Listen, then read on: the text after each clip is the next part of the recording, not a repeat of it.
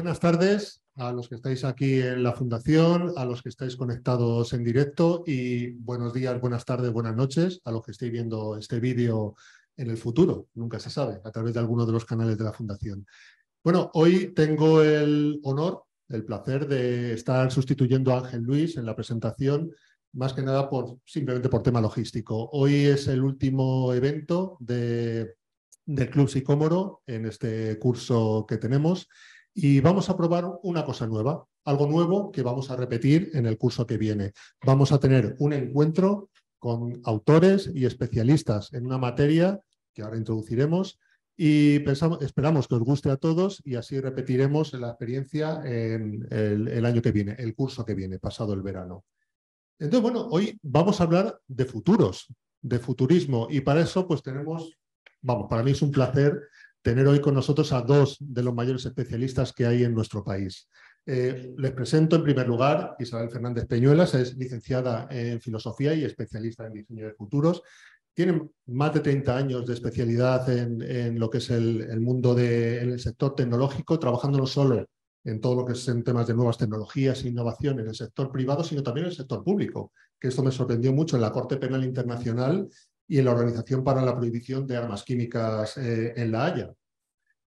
Es directora de Futures Factory, y que es un think tank para la alfabetización de futuros. Hacen talleres de prospectiva para los líderes de empresas y líderes sociales para que puedan definir sus estrategias.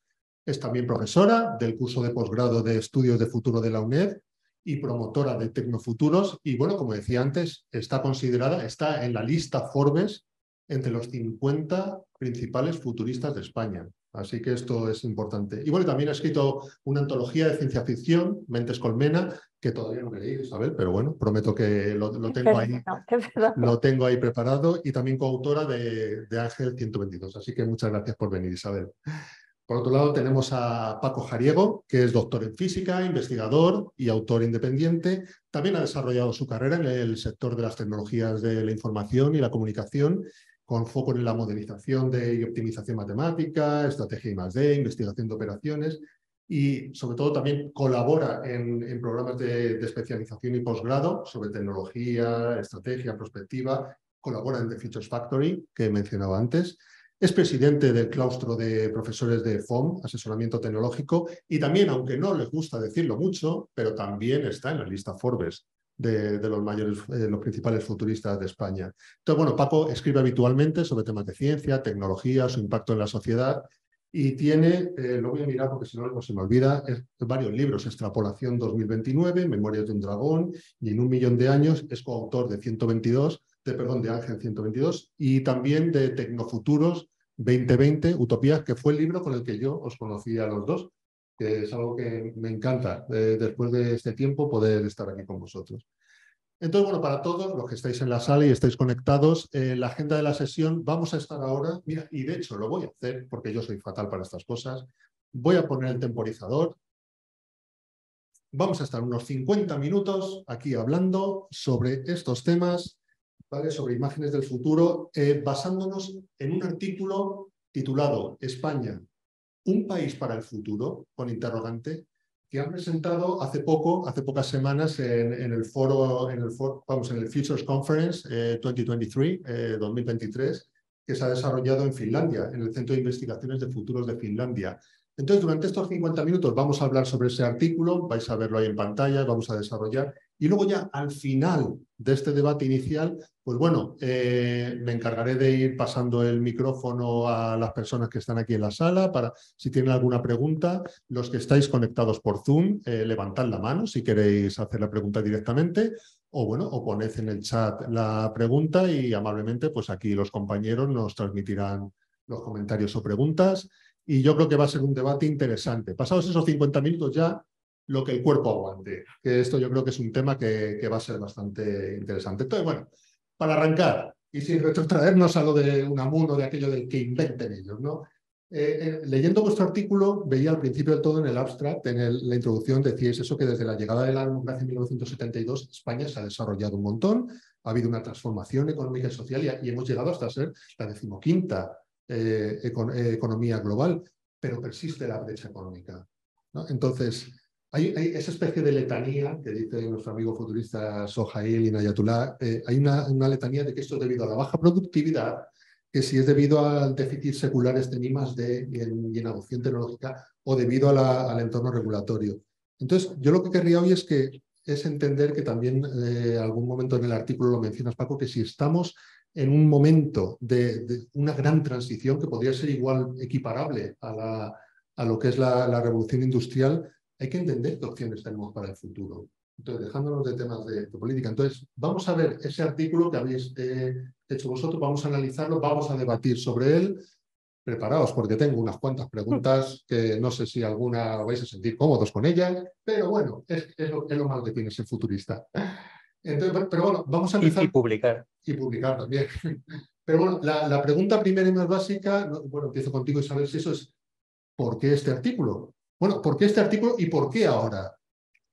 Bueno, pues muchas gracias por todas las presentaciones tan elogiosas y tan cariñosas.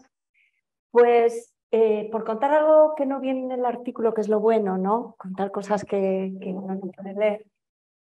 El artículo tiene dos razones de ser. La primera es que Paco y yo llevamos bastante tiempo trabajando juntos, hemos hecho proyectos, hemos hecho artículos, hemos hecho juntos este curso de futuros de la UNED al que te refieres. Llevamos mucho tiempo hablando o notando que hace falta lo que nosotros llamamos una teoría del todo del futuro, ¿no? Los científicos de la sala lo van a entender porque hay un montón de metodologías, hay un montón de técnicas.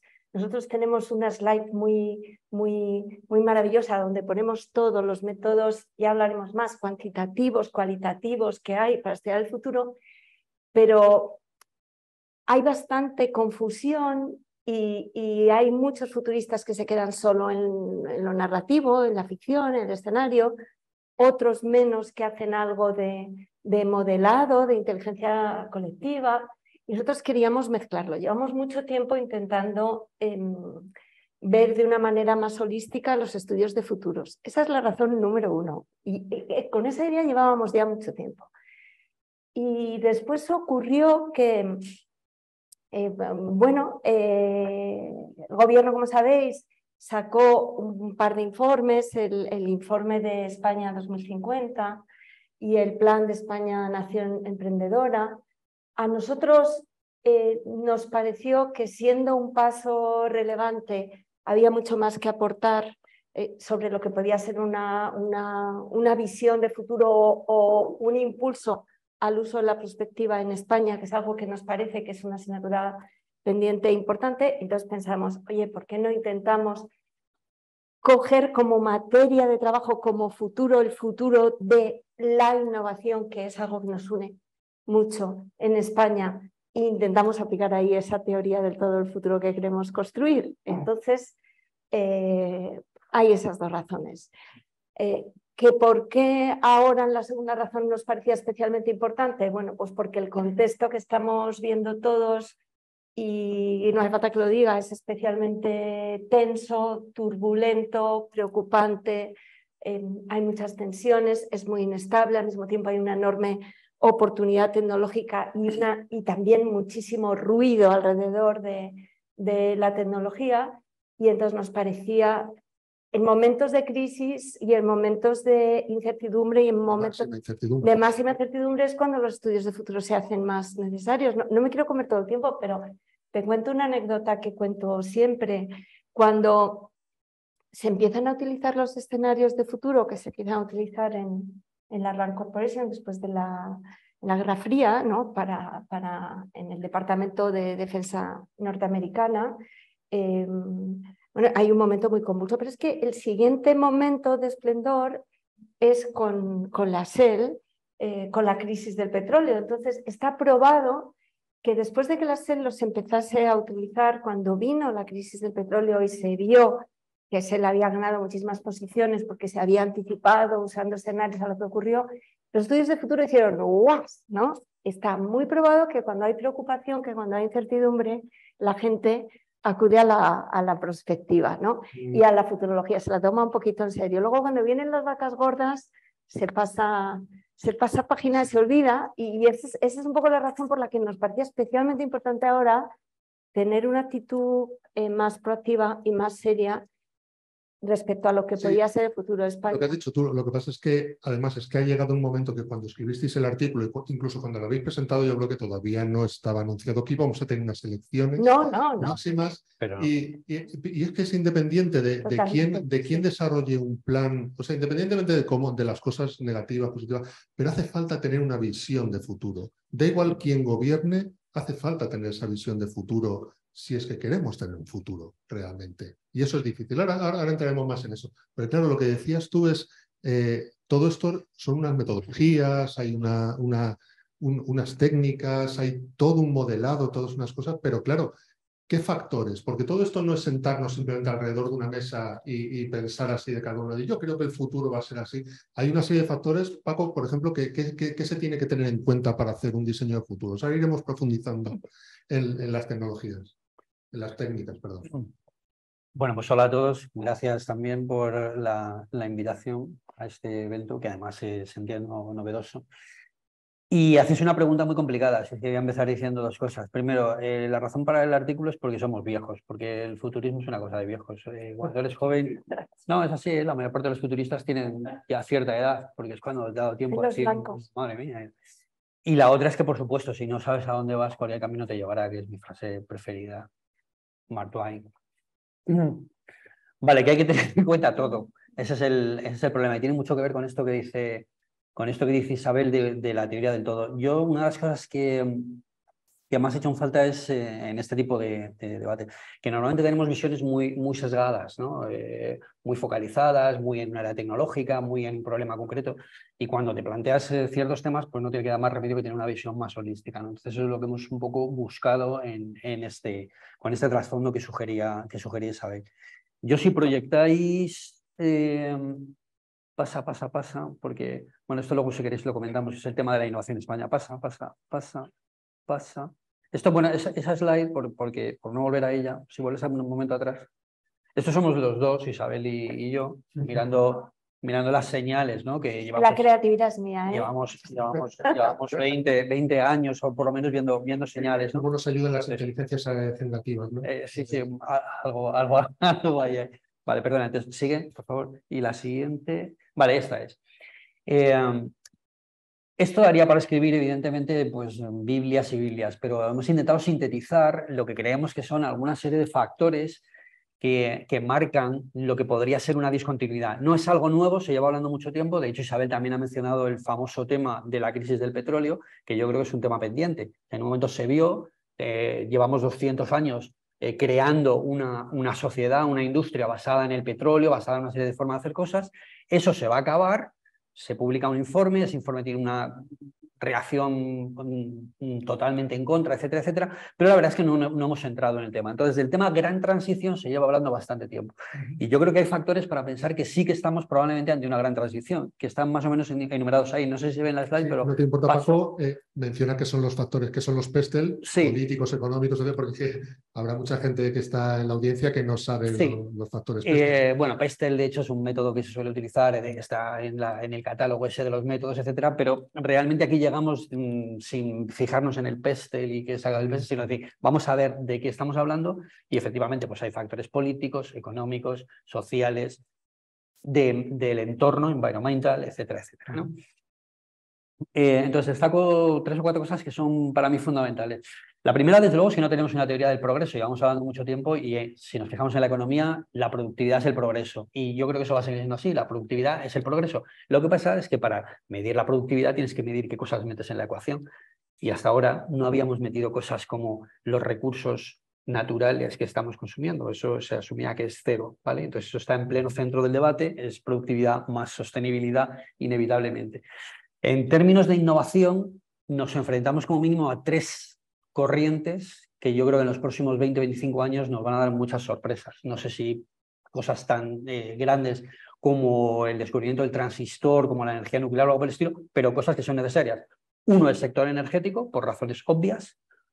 Otro es en lo que ya estamos metidos plenamente, que es todas las tecnologías de la sociedad de información, todas las tecnologías digitales, etcétera, etcétera. Ahora plenamente en el tema de inteligencia artificial. Y el tercero, que está un poquito más ahí escondido, es la ingeniería genética, lo que se llama biología sintética. Y creemos que va a haber sorpresas, que habrá sorpresas. Bueno, luego hay una serie de temas ahí que os animo a leer el paper, que es si se puede realmente hablar de milagro económico, qué implicaciones tiene que un país efectivamente pudiera coger y ser una nación emprendedora en solo 10 años, que es lo que propone España en la Nación Emprendedora 2030. ¿Es eso posible? Yo creo que sí, pero hay que saber hacer las cosas. Pero hay dos temas que me parecen absolutamente fundamentales que están en el radar, pero yo creo que se habla poco de ellos, y uno es, y es absolutamente una discontinuidad, que llevamos a un estancamiento de la población. De hecho, muchos países, entre ellos España, va a ir disminuyendo su población o vamos a envejecer, con lo cual hablaremos más del futuro, porque no nos queda otro remedio. En general en el mundo eso va más rápido. China, por ejemplo, que es ahora mismo el factor, China va a liderar, pero China va a envejecer muy rápidamente. Entonces, ese tema es completamente nuevo. Hasta ahora siempre hemos crecido, eso decrece. Y luego está el tema de la cultura. Nosotros vivimos inmersos en una cultura que Joseph Heinrich catalogó de manera magistral hace 10 años como weird culture. Weird culture es Western, European, Educated, sí. O sea, occidental, educada, rica, industrial, ¿vale? Y esa es en la que estamos. Y esa es donde se insertan nuestras políticas de innovación, las del Plan 2050, etcétera, etcétera. Pero es que hay otras culturas.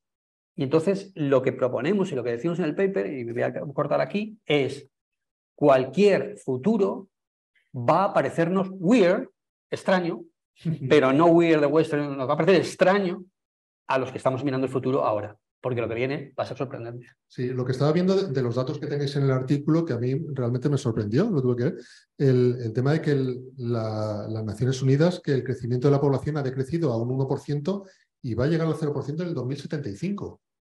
Con lo que eso implica. Que eso es Goldman Sachs. Sí, pero a pesar de eso, acabamos de pasar los 8 billones en 2050, que me lo he apuntado porque sabía que ibas a preguntar. Fíjate cómo soy de futurista.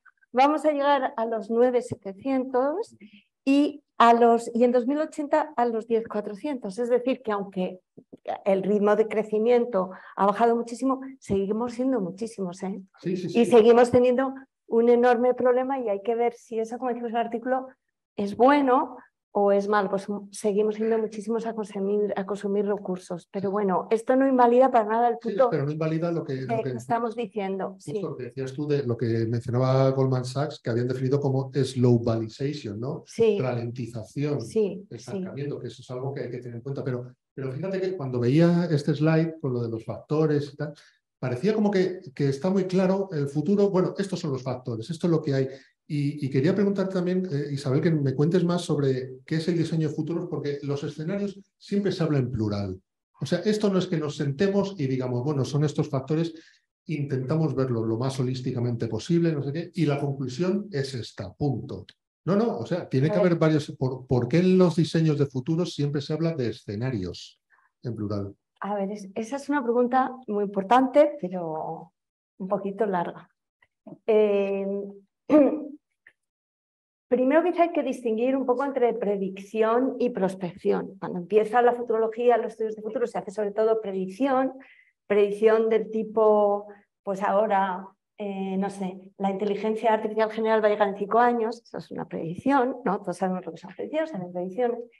Y en un momento dado, cuando todo esto surge, como digo, después de la Guerra Fría, empieza a surgir, pasa a la universidad, etcétera, etcétera, dentro de que esta es una disciplina que está ahora mismo a nivel instituto de futuro dentro de una universidad, no hay todavía un título, eres futurista, doctor no futurista, pero en fin, se va disciplinando.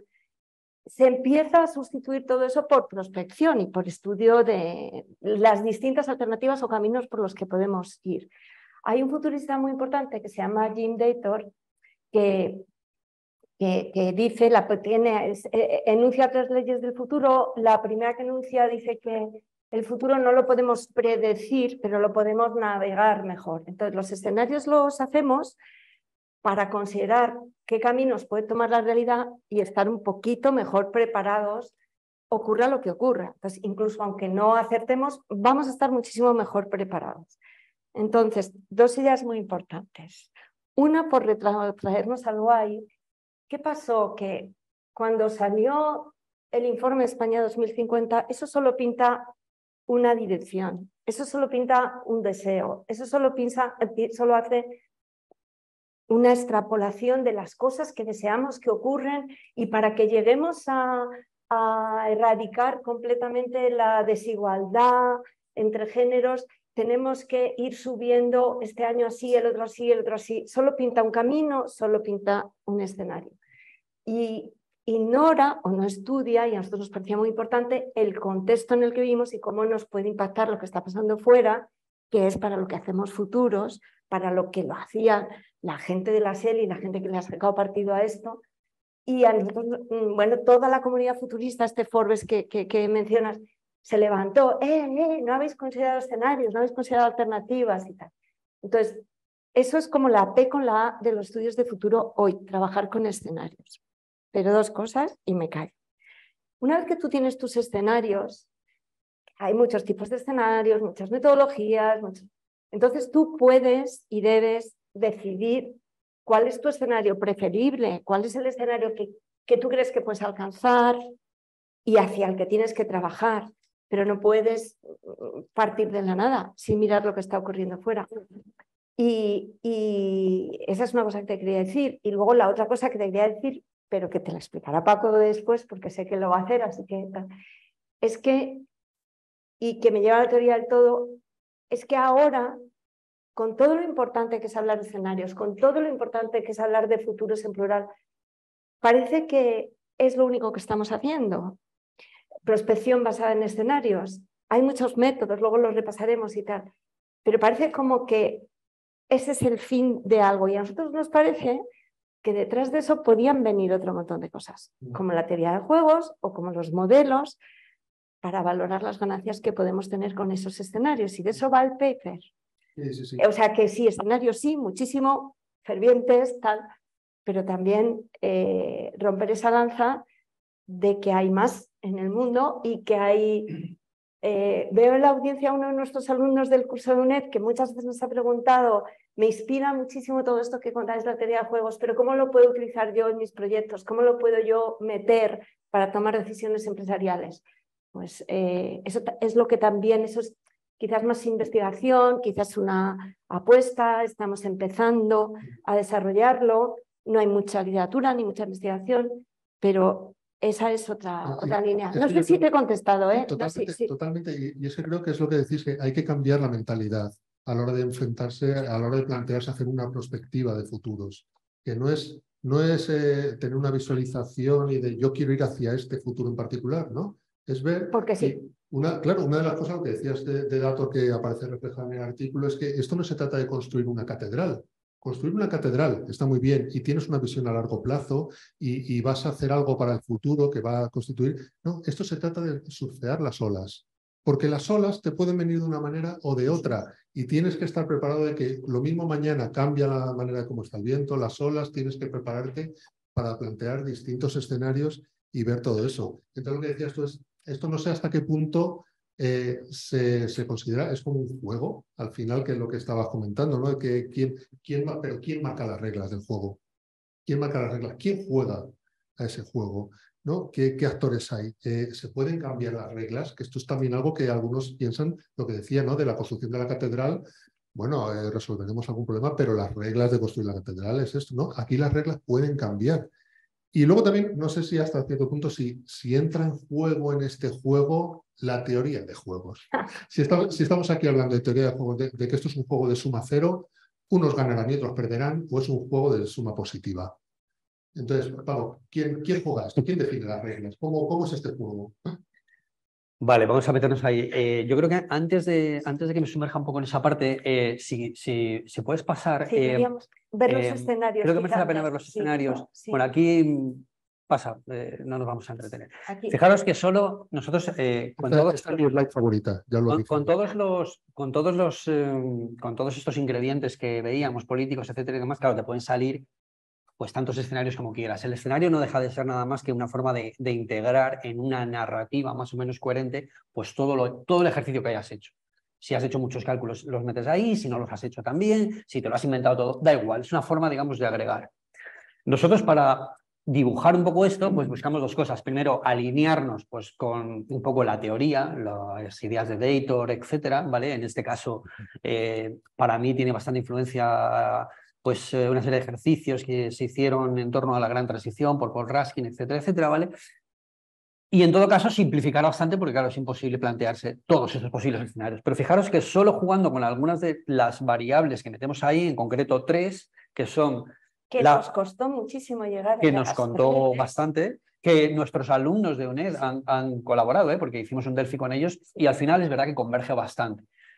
Yo creo que llegamos a la conclusión de que hay 3 factores que son los que mencionaba, que son los más relevantes en este momento, que pueden ser los más relevantes, que son esa transición sociotécnica a un nuevo modelo energético, que son el entorno geopolítico, ¿vale? Estamos en un momento de 20 años de retrocesión de democracias. Creo que tenemos un reto muy importante ahí, con el ascenso de las autocracias, etcétera, etcétera. Y luego tenemos la posibilidad de numerosas revoluciones tecnológicas y nos planteábamos simplemente que haya o no algún breakthrough tecnológico, que haya realmente algún cambio sorprendente tecnológico. Solo mezclando esos 3 ingredientes y 3 variables para 2 de ellos, 2 variables para ellos, nos salen 18 escenarios. Y dijimos, bueno, de los 18 vamos a coger 3. Pero es que fijaros que en los 3, pasa por favor a la siguiente, en los 3 nos encontramos con algo que es muy, muy consistente en la sociedad en este momento. El de arriba es un escenario más o menos de, si no de colapso total, de miedo, de, ay, esto va a cambiar, esto se nos va todo al carajo, etc. Y ese es el escenario que está en la ciencia ficción 100% en los últimos 20 años. ¿Cuándo fue? A principios de mes estuvimos en otro congreso fantástico en la Universidad de Alcalá, donde nos reunimos con literatos hablando de la literatura de ciencia ficción de los últimos 10 años. Todo es distopía. En los tiempos de crisis, todo es distopía. ¿Por qué? Porque la sociedad lo único que ve es algo con temor, ve cambio, ve temor, que es lo que decíamos, el futuro siempre va a ser extraño. Luego está el escenario de los economistas y los macroeconomistas, que es el del 2050. Que es, bueno, tranquilos, porque si la productividad va bien y tal, no sé qué. Esto es de lo que hemos llamado the right trail of progress, el camino correcto del progreso. Si todo sigue más o menos igual, pues sabemos de echarnos los números, la macroeconomía más o menos va a funcionar. Y entonces la pregunta que nos hacemos, y que os lanzo aquí, es, oye, queridos compañeros, ¿y no se nos ocurre plantearnos un escenario, digamos, diferente, significativamente diferente, pero que no sea terrorífico, que sea incluso positivo? Y a eso le llamamos the New Weird Revolution. La nueva revolución rara o la nueva revolución extraña, porque el futuro va a ser extraño. Entonces, hecha esta reflexión, si quieres entro de lleno en ¿Quiénes juegan este juego? En quiénes juegan el juego. Pero exacto, no sé si quiere Isabel aquí. Una reflexión metodológica antes de que vayamos, porque quiero que se entienda también. Vete al otro segundo. Hay montones de técnicas. Esto lo digo porque sé que a algunos de vosotros os interesa el tema de los estudios de futuros. Me habéis dicho qué metodologías hay, qué técnicas hay. Hay montones de técnicas para hacer escenarios. Pero la técnica, una de las más famosas, son los ejes de Schwartz, que solo consideran 2 incertidumbres. Solo 2. Y salen 4. Lo veréis por todas partes, ¿no? Pero es una técnica que te mete mucho dentro de la caja. Entonces nosotros intentábamos y era imposible. Pues decíamos, pero si nos salen 7 incertidumbres, no, o sea, nos da igual SWOT, nos da igual los ejes, nos da igual todo. Esto no nos vale. Esto a cualquiera que se haya puesto a hacer futuros un poquito en serio le ha pasado.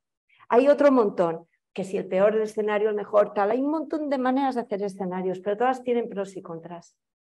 Entonces, al final nosotros, y agrupando toda la tecnología en una, con 3, solo por meter una más, ya pasamos a 18. ¿Vale? Fijaros los libros de ciencia ficción. Que... Los libros de ciencia ficción que se pueden escribir aquí. Claro, ya pasamos a 18. Y otra cosa que os quiero contar. Los posibles valores que veis ahí, que veis colapso, adaptación o cambio totalmente disruptor, también proceden, esto para que sepáis un poco el fundamento teórico que tiene la cosa, también proceden de otro gran mantra en los estudios de futuros, que son los arquetipos que hace Deitor, que dice todos los escenarios al final que tú te puedas imaginar, esos arquetipos en metodología son o colapso, o adaptación, o transformación, o continuidad.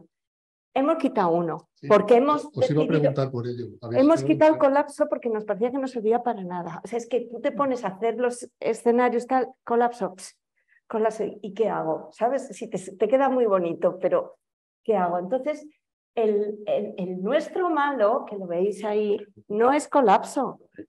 Nos imaginamos cosas mucho peores. Nos hemos quedado solamente con los de transformación, con los de adaptación y con los de progreso o continuidad. O sea que también nos lo hemos saltado un poco, pero... Sí, porque fijáis, porque os hagáis una idea, en lo que hemos llamado el New Weird Revolution, en esa nueva revolución extraña, ahí planteamos que existiría una discontinuidad tecnológica suficientemente relevante, un nuevo transistor, ¿vale? Y nos da igual dónde ocurra. Pero, por ejemplo, no pensamos que eso ocurra aquí. Normalmente en la ciencia ficción se mete que además hay una cosa tremenda que nos hace que el colapso sea todavía más terrible, etcétera, etcétera. Aquí no nos estamos planteando esto. En el Dual and Dangerous lo que nos planteamos es un modelo en el que los próximos 20 años las autocracias ganan, las autocracias informacionales ganan, eso podría ocurrir perfectamente porque las propias democracias están en ese proceso, que la energía no va bien y que por tanto vamos a tener que hacer decrecimiento, que hay muchos incluso economistas que lo ven inevitable, y punto pelota. Me recuerdas a la frase aquella de Buzz Aldrin cuando decía en 2012 eso, me prometisteis colonias en Marte sí, pues, y no habéis dado pues cuenta. algo de ese estilo. O sea, este Dual and Dangerous, nosotros también lo vemos como Dual and Dangerous, pero probablemente es un escenario que no es el todo se viene abajo, ¿eh? O sea, es simplemente una cosa que es estancamiento un estancamiento con un incremento del autoritarismo, etcétera, etcétera. Pero fijaos, y antes, y no me he olvidado que te he preguntado por los actores y pero fíjate que cuando yo estaba viendo este slide y los escenarios, me parecía impresionante. Ya te digo que esta es la que más tiempo me dediqué simplemente por lo que me impactó y dándole vueltas. Pero yo pensaba que quizás esto es porque se está asumiendo un tema de partida, que es lo que llama Raskin, de que estamos en una fase de civilización mundial. O sea, sí, claro. Porque podría haber otros escenarios también en los cuales la humanidad se disuelva. Ya lo de las naciones-estado o lo del planeta como civilización global ya no tenga sentido. También podría ser otro escenario más. Entonces, ahí, por ejemplo, de hecho, o sea, yo no lo he mencionado porque entramos en un tema bastante político, que no es que lo quiera evitar. Eso lo dejamos para el debate ahora al final. Pero efectivamente estamos en un momento en el que tenemos retos que son planetarios, tenemos un modelo que es el modelo de Estado-Nación, que es claramente local, y eso es una contradicción absoluta.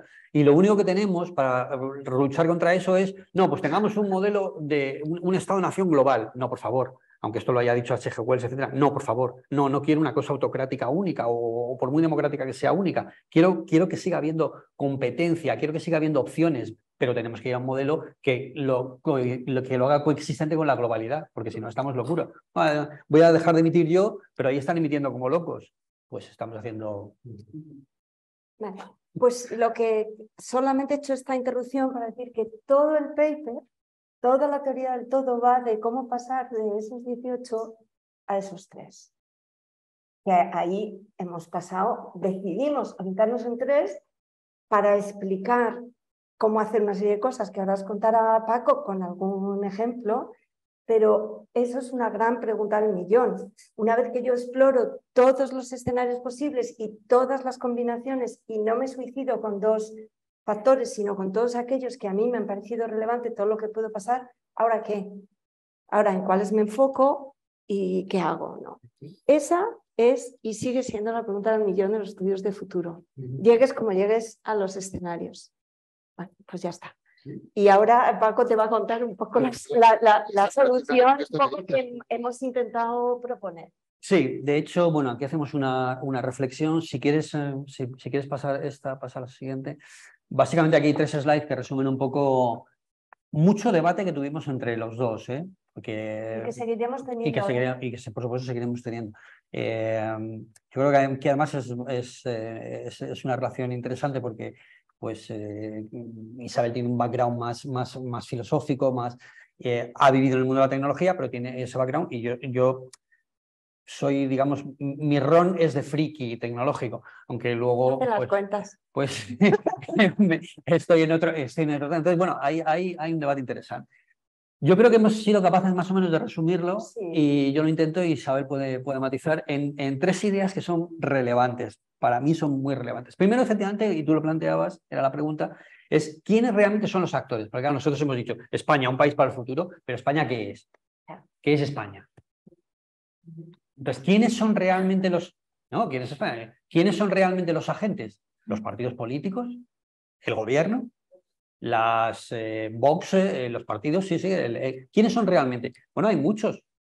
Hay organizaciones no gubernamentales, hay las corporaciones. En la ciencia ficción la corporación es el heredero natural del sistema-nación. Yo, de hecho, tengo pendiente de escribir un poquito de background sobre este tema, que es apasionante, absolutamente apasionante, ¿eh?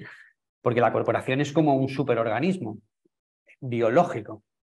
Pero es que luego hay personalidades. Ahí tenemos a Elon Musk, ahí tenemos a Jeff Bezos. Esta gente define futuros. ¿Y por qué no vamos a tener organizaciones emergentes, diferentes, etcétera? ¿Quiénes son los actores? Pues muchos, en realidad muchos. Y para hacer un modelado de futuros, inevitablemente tendríamos que coger a todos esos actores y meterlos en la batidora, de alguna manera. Siguiente slide, que enuncia el siguiente problema. ¿Qué mueve a esos agentes? Pues aquí hay dos temas absolutamente relevantes. Aquí hay dos temas absolutamente relevantes. Lo que tienen en la cabeza esos agentes, las imágenes de futuro, a dónde quiero ir, que es, claro, yo de una manera muy profesional o simplemente porque es lo que tengo en la cabeza, tengo una imagen, el futuro va a ser esto, yo quiero ir aquí, yo quiero ir... Eso es lo que me mueve a mí. Y con eso, de manera también racional o menos racional, yo tengo una estrategia. Puedo ser un loco y mi estrategia es absolutamente... O puedo ser una corporación que dice, no, el futuro va a ser aquí, yo voy por aquí. Muy bien, perfecto. ¿Y eso qué? Pues eso no es más que tu estrategia. Aquí recabamos en la historia de España un pedacito que se lo robé a Louis Mumford, que es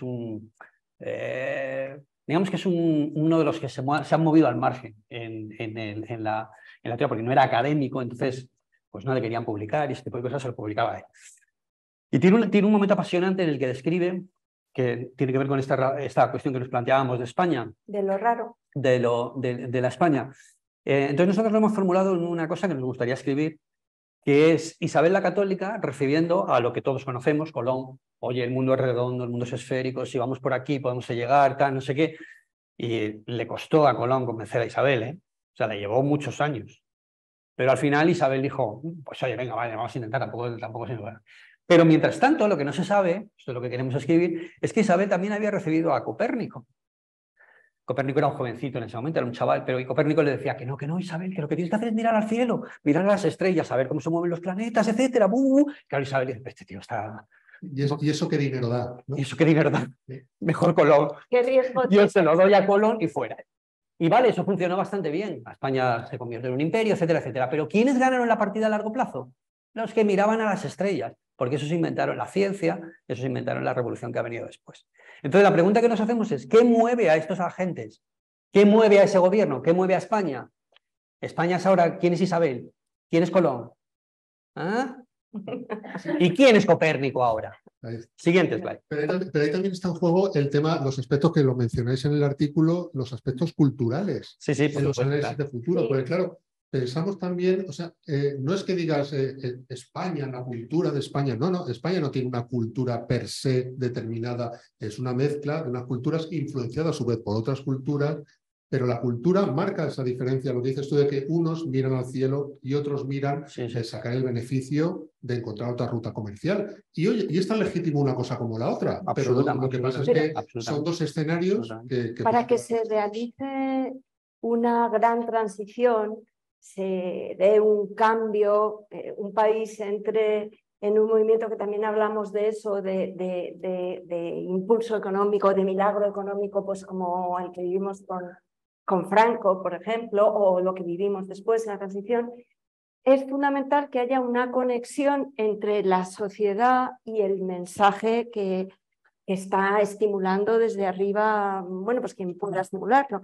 Incluso en mensajes de arriba a lo mejor podríamos pasar, pero luego si la sociedad no se ha convencido, no se ha liberado de una serie de sesgos, no sabe la verdad, si lo que se lee es propaganda, si lo que se lee es te pinto un escenario maravilloso que me lo vas a comprar porque he hecho una proyección de que todo esto va a ser perfecto, en vez de decir, oye, que a ti te parecerá muy bien que estemos los 15, pero es que el cuarto es Alemania y el sexto Francia. Y entonces como que los 15 para nosotros a lo mejor no está en buena posición. Entonces, si tú no consigues conectar con la sociedad, decirle las cosas claramente, la sociedad no empieza a creerse que puede innovar, que puede salirse del carril, que puede apostar, pues te vas a quedar virgencita que me quede como esté, como mucho, porque cambio no va a haber ninguno. Y entonces nosotros, tú lo estuviste el otro día, hemos aplicado también, aunque no está publicado en este preprint, una técnica, una de las técnicas que se usan en futuros que se llama el Causal Layered Analysis, que va desde la letanía, que en este caso la letanía es España no innova porque la productividad es baja, porque le tenemos miedo a la innovación, porque el sistema es muy rígido y tal, siempre la misma letanía. Hemos intentado ver las causas profundas de por qué tenemos esa cosmovisión y cuál debería ser una nueva metáfora que nos moviese a cambiar, ¿no? Que el pobre Unamuno también cuando dijo que inventen otros tampoco quería decir que no inventásemos, pero bueno, está muy tergiversada, tú lo has puesto, pero todos nos entendemos. Todos nos entendemos. Y en España siempre ha habido ese péndulo de mirar hacia el exterior o no mirar, podemos, no podemos, y seguimos ahí como con un peso de España incapaz o de ocupar las posiciones líderes, que a lo mejor para romperlo necesitamos hacer un tipo de apuesta, pero luego sobre todo necesitamos ver opciones, mirar afuera, incorporar a la sociedad y tener, que esa es una de las conclusiones yo creo importantes del estudio, una estrategia de futuros independiente. O sea, no sirve de nada hacer un papel un día si luego va a venir otro gobierno, lo va a meter en una papelera y nadie lo va a seguir. Es que es facilísimo. Yo digo lo que quiera, que luego me quitan. Entonces, sobre el tema de cultura, sobre el tema de cultura me gustaría añadir una cosa. Bueno, yo por supuesto no, soy cero especialista en el tema, pero es que es un tema que está admitido por los propios economistas que es un tema poco estudiado, la relación que existe, por ejemplo, entre cultura e instituciones, porque si estas instituciones funcionan, etcétera, etcétera, ¿por qué no copiarlas? Bueno, pues no es tan elemental, ¿no? Entonces es un tema que se ha empezado a estudiar relativamente recientemente, es absolutamente apasionante lo que hay en publicaciones en ese tema y yo creo que ahí hay muchísimo recorrido. Es uno de los temas más difíciles de meter en la batidora cuantitativa y cualitativa, porque es muy difícil de amarrar. Es que todo esto, los niveles, y aquí estamos en una fundación que se dedica a estudios de sistemas complejos, y lo hemos empezado diciendo al principio, que es un entorno cada vez de máxima complejidad. Cuando poníamos el símil de lo que decíamos de Copérnico y Colón frente a Isabel, al final tenías una decisión, pero relativamente acotada, de voy hacia un lado, voy hacia otro. Cuando mencionabas antes los años 50 en España, tú puedes hacer una apuesta de decir, oye, ingenieros, necesito tecnocracia, necesito ingenieros para el futuro.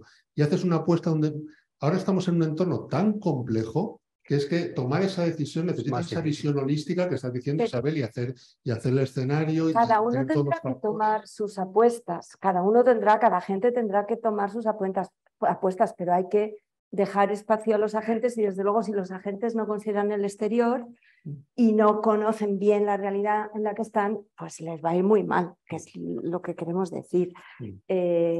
Yo creo que si la gran transición se produce será una emergencia, en el sentido de que será un milagro.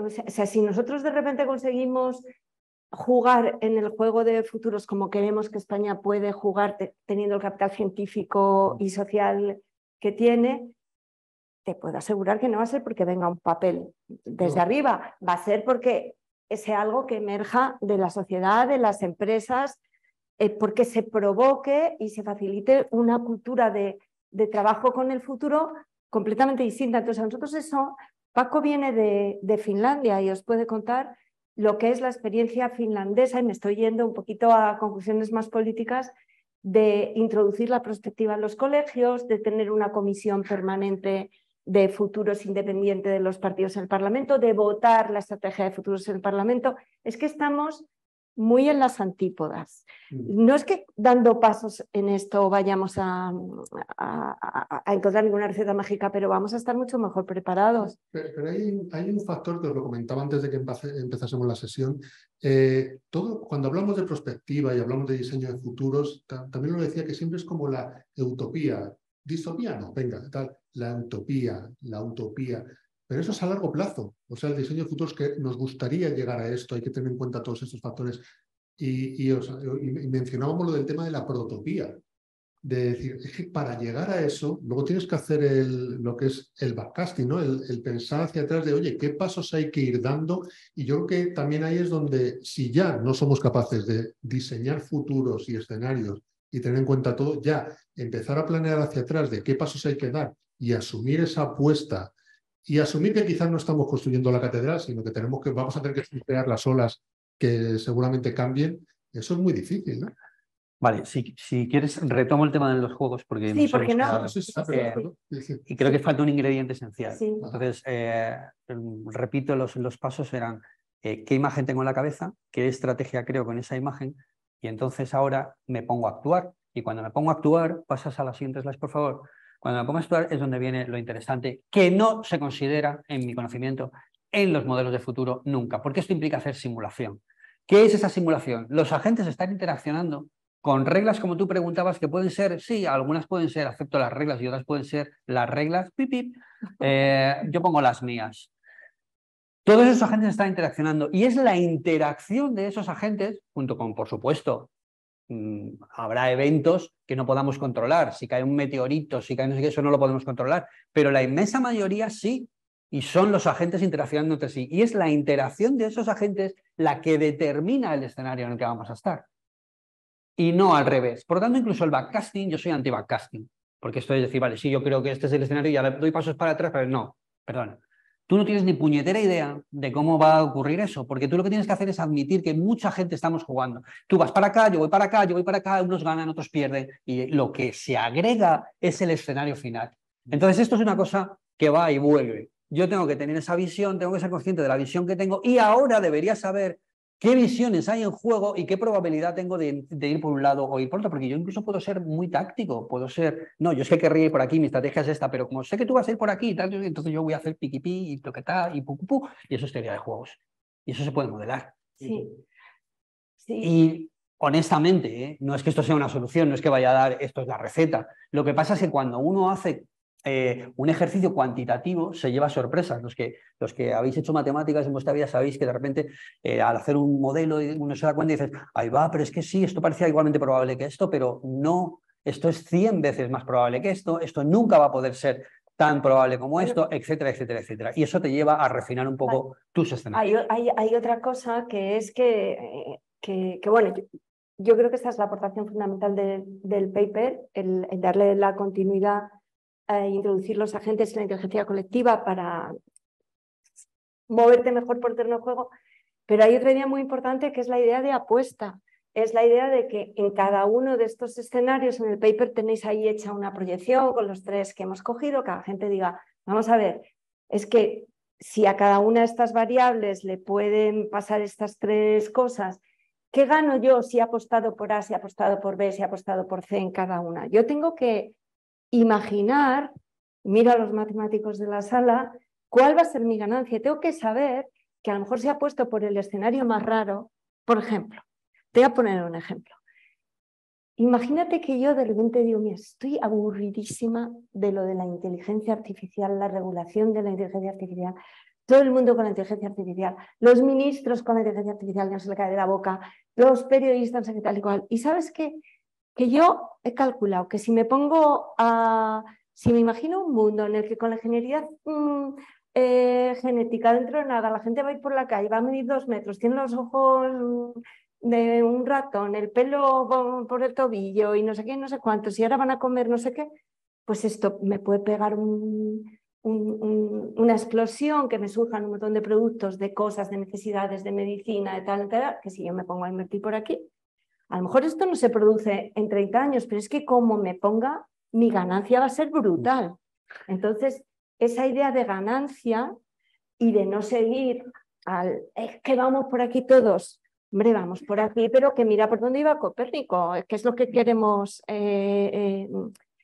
poner sobre el tapete, por lo menos míralo, por lo menos calcula, diversifica tus apuestas, es un poco esa es un poco la teoría en todo. Sí, lo que pasa es que ahí es como confiando en que el dato mata al relato. Y estamos en los tiempos en los que el relato... No, está el dato complementa, el dato te ayuda a refinar el relato. Claro, y a trabajar O sea, con el relato. Esa es mi visión. Claro. O sea, que cuanta más información manejas, de todo tipo, cualitativa y cuantitativa, más vas a construir una cosa que tiene Sí, cierta coherencia. claro. Esto es lo relevante. A ver, en los futuros y en todo, todos son como péndulos, ¿no? Muchos métodos pendulares. Bueno, todo cuantitativo, ahora todo escenarios. No, todo escenarios tampoco. Lo narrativo, el relato, la historia, que nos unifica, que nos hace ir a un camino, que funciona como una utopía. Si quieres hablamos ahora, que nos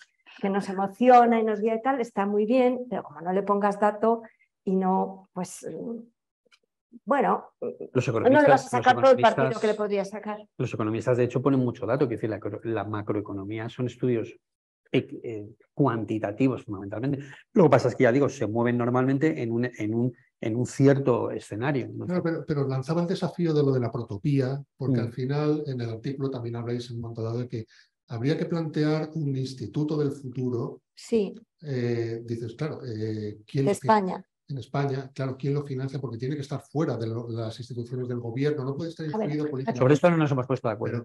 Lo proponemos, pero no nos hemos puesto de acuerdo. No, a ver, ser independiente no quiere decir que no lo pague el dinero, el Estado, ¿eh?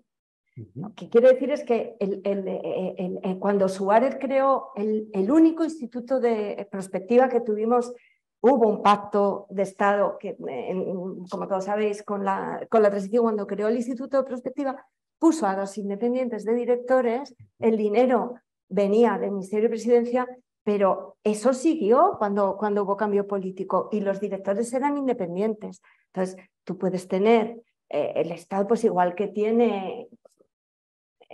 no sé, montones de instituciones y montones de agencias, pensamos que debe tener un instituto del futuro independiente, con directores independientes y con continuidad y al que uno le pueda pedir cuentas. Porque claro, si es una persona de la oficina del presidente que hace una cosa más o menos bonita, pues como cuando llega el CEO a una empresa y dice voy a hacer no sé qué, que me quedan 3 años para jubilarme, bueno, pues oye, no, ¿sabes? Luego tú tienes que pedir cuentas, tu equipo, tal, tienes que mantener esto. Aparte que es que no sirve de nada, porque, por ejemplo, Spain 2050, le falta completamente el relato. Es puro cuantitativo y monofocal. Monofocal y cuantitativo. Sin relato y sin seguimiento. Hombre, es que... El tema sobre el... O sea, el tema este enlaza claramente con el tema que comentábamos de institución y de cultura. O sea, al final es pues cómo robustecer las democracias o cómo hacer mejor el modelo que tenemos, ¿no? El año pasado, que supongo que todos sois conscientes, hubo un debate tremendo con el tema del largoplacismo, en el que tuvimos unos cuantos debates interesantes. Los largoplacistas, no los que están salados y han acabado, algunos están en proceso de acabar en la cárcel, etcétera, ¿no? Pero los largoplacistas, una de las cosas que defienden justamente es precisamente esto, es decir, que no se pueden tomar decisiones con democracias que en el mejor de los casos tienen horizontes de 4 años y demás, o sea que hace falta realmente tener visiones de largo plazo, que esas visiones sean estables, que esas visiones sean el resultado de un acuerdo en el que, oye, esto lo hemos construido, etcétera, etcétera. Entonces, ¿cómo hacer eso? Pues bueno, yo no sé si es un instituto de futuro o cómo es, pero desde luego bueno, hay un espacio claro, es que de hecho, estaba mirando, más o menos hemos cumplido lo de los 50 minutos, pero os quería dejar una última pregunta y ya abrimos el debate a todos los asistentes. Al hilo de lo que estáis diciendo, instituto de futuro, realmente el futuro por dónde va. ¿Va por Estado-nación que impulsan institutos de futuro o va por una transformación radical de la sociedad en la cual es un bottom-up, un de abajo arriba, en la que todos empecemos a entender de lo que va la estrategia de futuros, el diseño de futuros, y hagamos que la inteligencia colectiva desarrolle entre todos sin que sea el Estado, la nación-Estado, quien vaya marcando ese camino? Y esta es una pregunta con mucha intención, porque al final no sé si alguien se mira los programas electorales, pero dentro de unas semanas yo no veo nunca una visión de futuro. Así que lo mismo tenemos que construirla nosotros desde abajo. Pues me parece un reto fantástico. Yo en los programas electorales, en lo que tiene que ver con la tecnología, independientemente de todos los sesgos políticos, sé que no señala uno ni otro, solo veo oportunismo, lo mismo que veo en la prensa. Entonces veo, bueno, pues repetir. Ahora la inteligencia artificial, y además como no sabemos, pues vamos a regular y aquí nos quedamos tan contentos, pero lo veo todo un relato muy superficial y fácil. Te voy a contestar lo de la utopía, que además yo creo que puede servir para esto. Yo soy muy pro utopías. A mí me parece, yo no tengo nada contra que la gente se invente palabras. Ya el propio Tomás Moro hablaba de utopía como utopía alcanzable, luego la protopía que nos traes.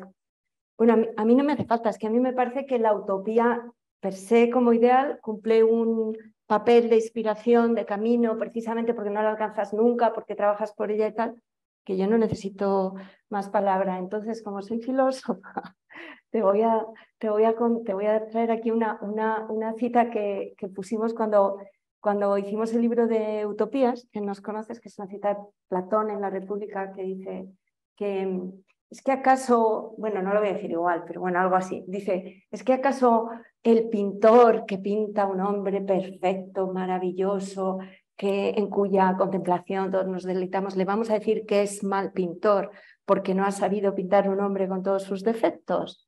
Pues yo lo veo así, o sea, yo creo que la utopía es necesaria, que es el punto de la distopía, y no necesito, yo prefiero hablar de futuro posible que de proutopía. Protopía, los pequeños pasos, aquello que decía me inspira lo que tú has contado. Ahora mismo las grandes utopías pues son más bien la de la inteligencia artificial o transhumanista y tal. La que tú dices de la inteligencia colectiva a mí me inspira muchísimo más y sí que sería mi utopía. De hecho, en Ángel 122 tenemos una utopía ahí de una especie de mente colmena, inteligencia colectiva que toma las mejores decisiones agregando el conocimiento de todo el mundo. O sea que yo podría comprar eso como utopía. Perfecto. Pues nada, muchas gracias a los dos y ahora venga, vamos a abrir el turno para los que estáis, si os parece, por ir un poco por orden. El primero a los que estáis en la sala, si alguien tiene alguna pregunta o quiere comentar, yo me acerco, le doy el micrófono, aunque salga fuera de cámara, eso tampoco es importante. Os paso el micrófono y si no, alguien que quiera preguntar a través de Zoom, que queráis hablar, levantáis la mano. Y si no hay nadie que quiera preguntar, pues pasamos a las preguntas por el chat. ¿Tenemos una pregunta en la sala? Sí, pues un momentito. Me acerco y salgo de plan. Bueno, yo soy novata. Hoy me he enterado un poco más de qué hacéis y no tengo una pregunta, tengo muchísimas. O sea, ¿es posible hacer futuros para España cuando España está metida en otro sistema que además está cambiando, con el que compartimos cosas, pero que también nos influye? O sea, ¿es posible hacerlo a este nivel cuando además este nivel de, pues es el Estado-Nación, pues está incluso que decimos cuánto va a durar? Esa sería una pregunta. Luego, me encanta lo de los escenarios y yo creo que más que lo veo esto súper interesante porque más que intentar como adivinar, que el éxito de esto sea adivinar, es que yo digo un escenario y yo que lo veo esto un poquito raro, me voy por horrible. O sea, unas dictaduras que te mueres, favorecidas por una tecnología que les ayuda muchísimo, con unas crisis económicas, bueno, pues eso, con un problema económico grave, porque bueno, estamos preocupados porque no hay población, pero hay superpoblación a nivel mundial, porque claro, o sea, decimos qué va a pasar con España, pero bueno, ¿qué pasa con África? Porque también nos influye muchísimo, no solamente Europa. Entonces, yo creo que habría que estar preparado para ese escenario, pero incluso para evitarlo, ¿no? Claro. Y bueno, yo pienso que esto a nivel de Estado, con la situación que tenemos del nivel político, con todo el mundo como muy crispado, con situaciones como muy... Vamos, que la gente se está yendo a los extremos y unas peleas terribles que no solamente pasan aquí, sino en todos sitios, pues ya vemos cómo está Francia y demás. pues yo creo que venir de ahí va todo el mundo al corto plazo a ganar las elecciones para mañana, parece que el país no les importa a ninguno, entonces yo creo que de ahí no va a salir el Instituto de Futuros. Yo creo más en el botonazo. ¿Quieres contestar? Bueno, pues, a ver, te doy 3 apuntes porque efectivamente hay muchos temas ahí. Lo del país es claro y de hecho el título, que también hemos debatido bastante, pues es un poco pregunta y provocación. Por eso decimos Spain, a Country for the Future, es el country, es el país, es el Estado-nación el que realmente determina o no. Bueno, pues es lo que tenemos, pero tiene efectivamente muchísimas limitaciones. Yo personalmente, y por enlazar con la pregunta final y lo que comentas, absolutamente también creo que el reto que tenemos es un reto de inteligencia colectiva. Creo que si hemos llegado a donde hemos llegado es porque somos capaces de agregarnos haciendo ciertas cosas bien y creo que eso no tiene por qué tener límites. Seguramente la inteligencia colectiva puede subir muchísimo, así como mi inteligencia individual no sé si con un sensor aquí empoderado para la inteligencia, pero lo dudo porque el cerebro...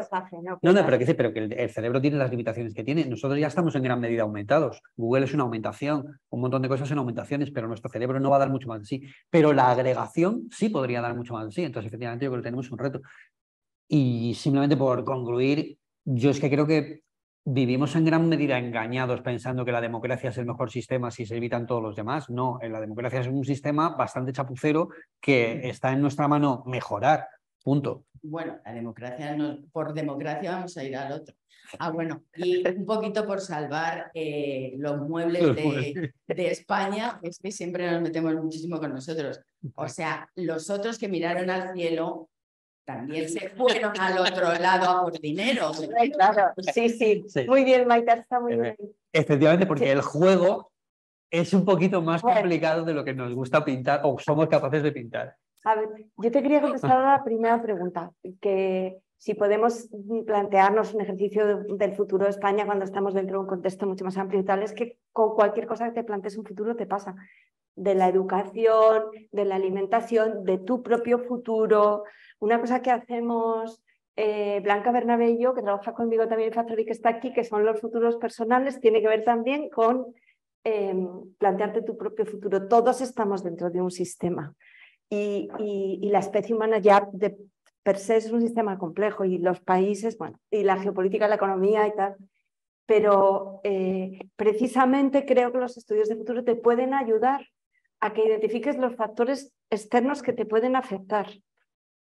Entonces creo, o sea, que no son desde luego magia potagia ni para nada, son la verdad al revés, pero sí que te pueden ayudar a utilizar una serie de técnicas y métodos que de una manera más o menos disciplinada, tener en cuenta que nosotros aquí estamos violentando muchos métodos para buscar un nivel de perfección, pero aquí hay mucho método, mucha técnica, mucho camino, mucho proceso y bueno, pues nosotros hemos inventado el nuestro también al final, pero te pasa con cualquier futuro, Maite. No, Lo que está claro es que yo creo que hace falta un curso de estudios de futuro y que todo el mundo debería recibir un curso de estudios de futuro para ser capaz de entender todo eso y para no caer en la desesperación. A veces que caemos solo en la... ver que otro futuro es posible. Veo que está la mano levantada de Carmen Calluega. Bueno, ¿te importa, ya que estaba Carmen, que comente Carmen y ahora volvemos a preguntar aquí? Creo que también había alguna pregunta en el chat, así que vamos a tener tiempo para todos. Así que venga, Carmen.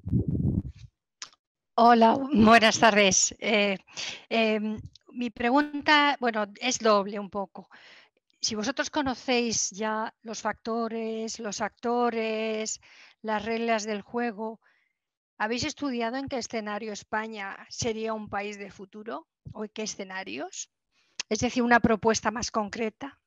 Y luego, ese futuro que se dibuja, por lo que yo he podido entender, tendría unas características diferentes si se hace, por decirlo así, desde abajo, desde los agentes, ¿no?, que van a determinar el escenario.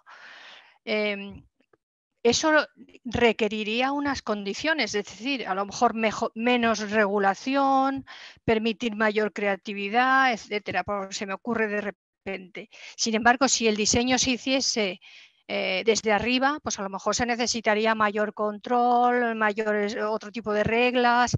¿Eso lo habéis estudiado? Más que nada porque entiendo que puede ser un escenario que lo haces emerger o puede ser una serie de agentes que emergen un escenario. Gracias. Gracias. Dos preguntas difíciles. Por empezar por la segunda, para mí es un poco el énfasis.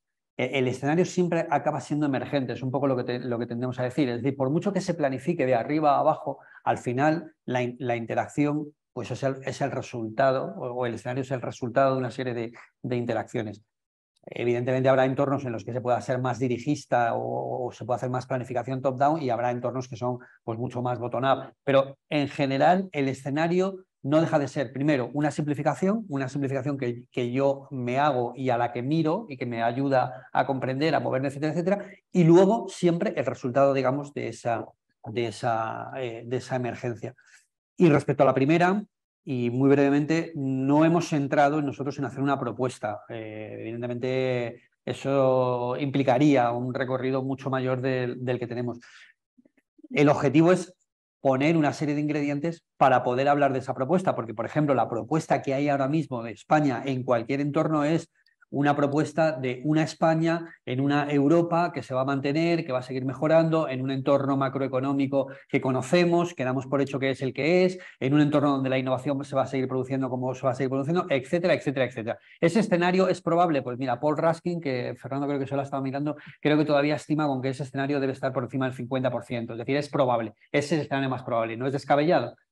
Pero hay otros escenarios y esos escenarios son también o tienen también cierta probabilidad. En esos escenarios puede que esas recetas no funcionen. Entonces, no sé, yo por darte uno, insisto, no hemos entrado, pero por darte uno alocado, ¿no? Sí, yo en un escenario alocado, yo soy, digamos, Pedro Sánchez 2.0, Pedro Sánchez 2.0 elegido en las próximas elecciones, Pedro Sánchez 2.0 tiene determinación suficiente, valor suficiente y dice, pues qué narices, si China es el que va a dominar, me voy a hacer colonia de China. Señores, Brexit, Spaxix, Spanix, y ahora me convierto en Chinofix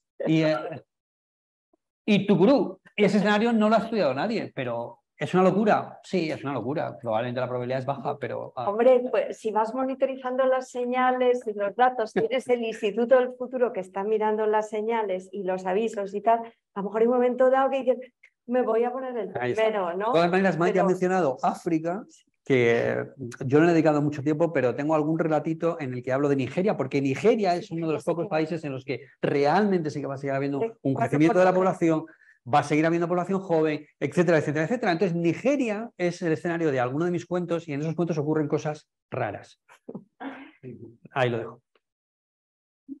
Bueno, muchas gracias, Isabel y Paco. Me ha encantado las dos, vamos, la charla o como llamemos la ponencia que habéis hecho. Entre otras cosas me he dado cuenta lo mayor que soy, pero me habéis dejado tranquilo, porque claro, yo cuando hice la carrera había una asignatura que se llama Planificación y Control de Gestión.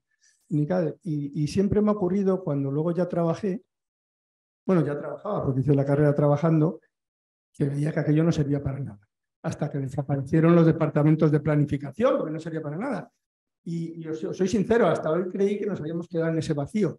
Veo con satisfacción que no, que hay una profesionalización en toda la construcción de futuros fantástica y eso me alegra y me reconforta mucho, ¿no? Es extraño porque en España no, porque es que hay muchos países donde hay muchísimo más, no es que haya muchísimo, pero mira, antes hablábamos de los largoplacistas, esto, Nick Bostrom y compañía, y estos tienen el Instituto del Futuro de la Humanidad que pertenece a la Universidad de Oxford con dinero público, y eso es desde hace mucho tiempo. El Instituto del Futuro al que ha sobornado Elon Musk y otros para que mandara aquella carta para parar el ChatGPT 4, no sé si os acordáis, sí. Pues es otro Instituto del Futuro que está continuamente haciendo cosas.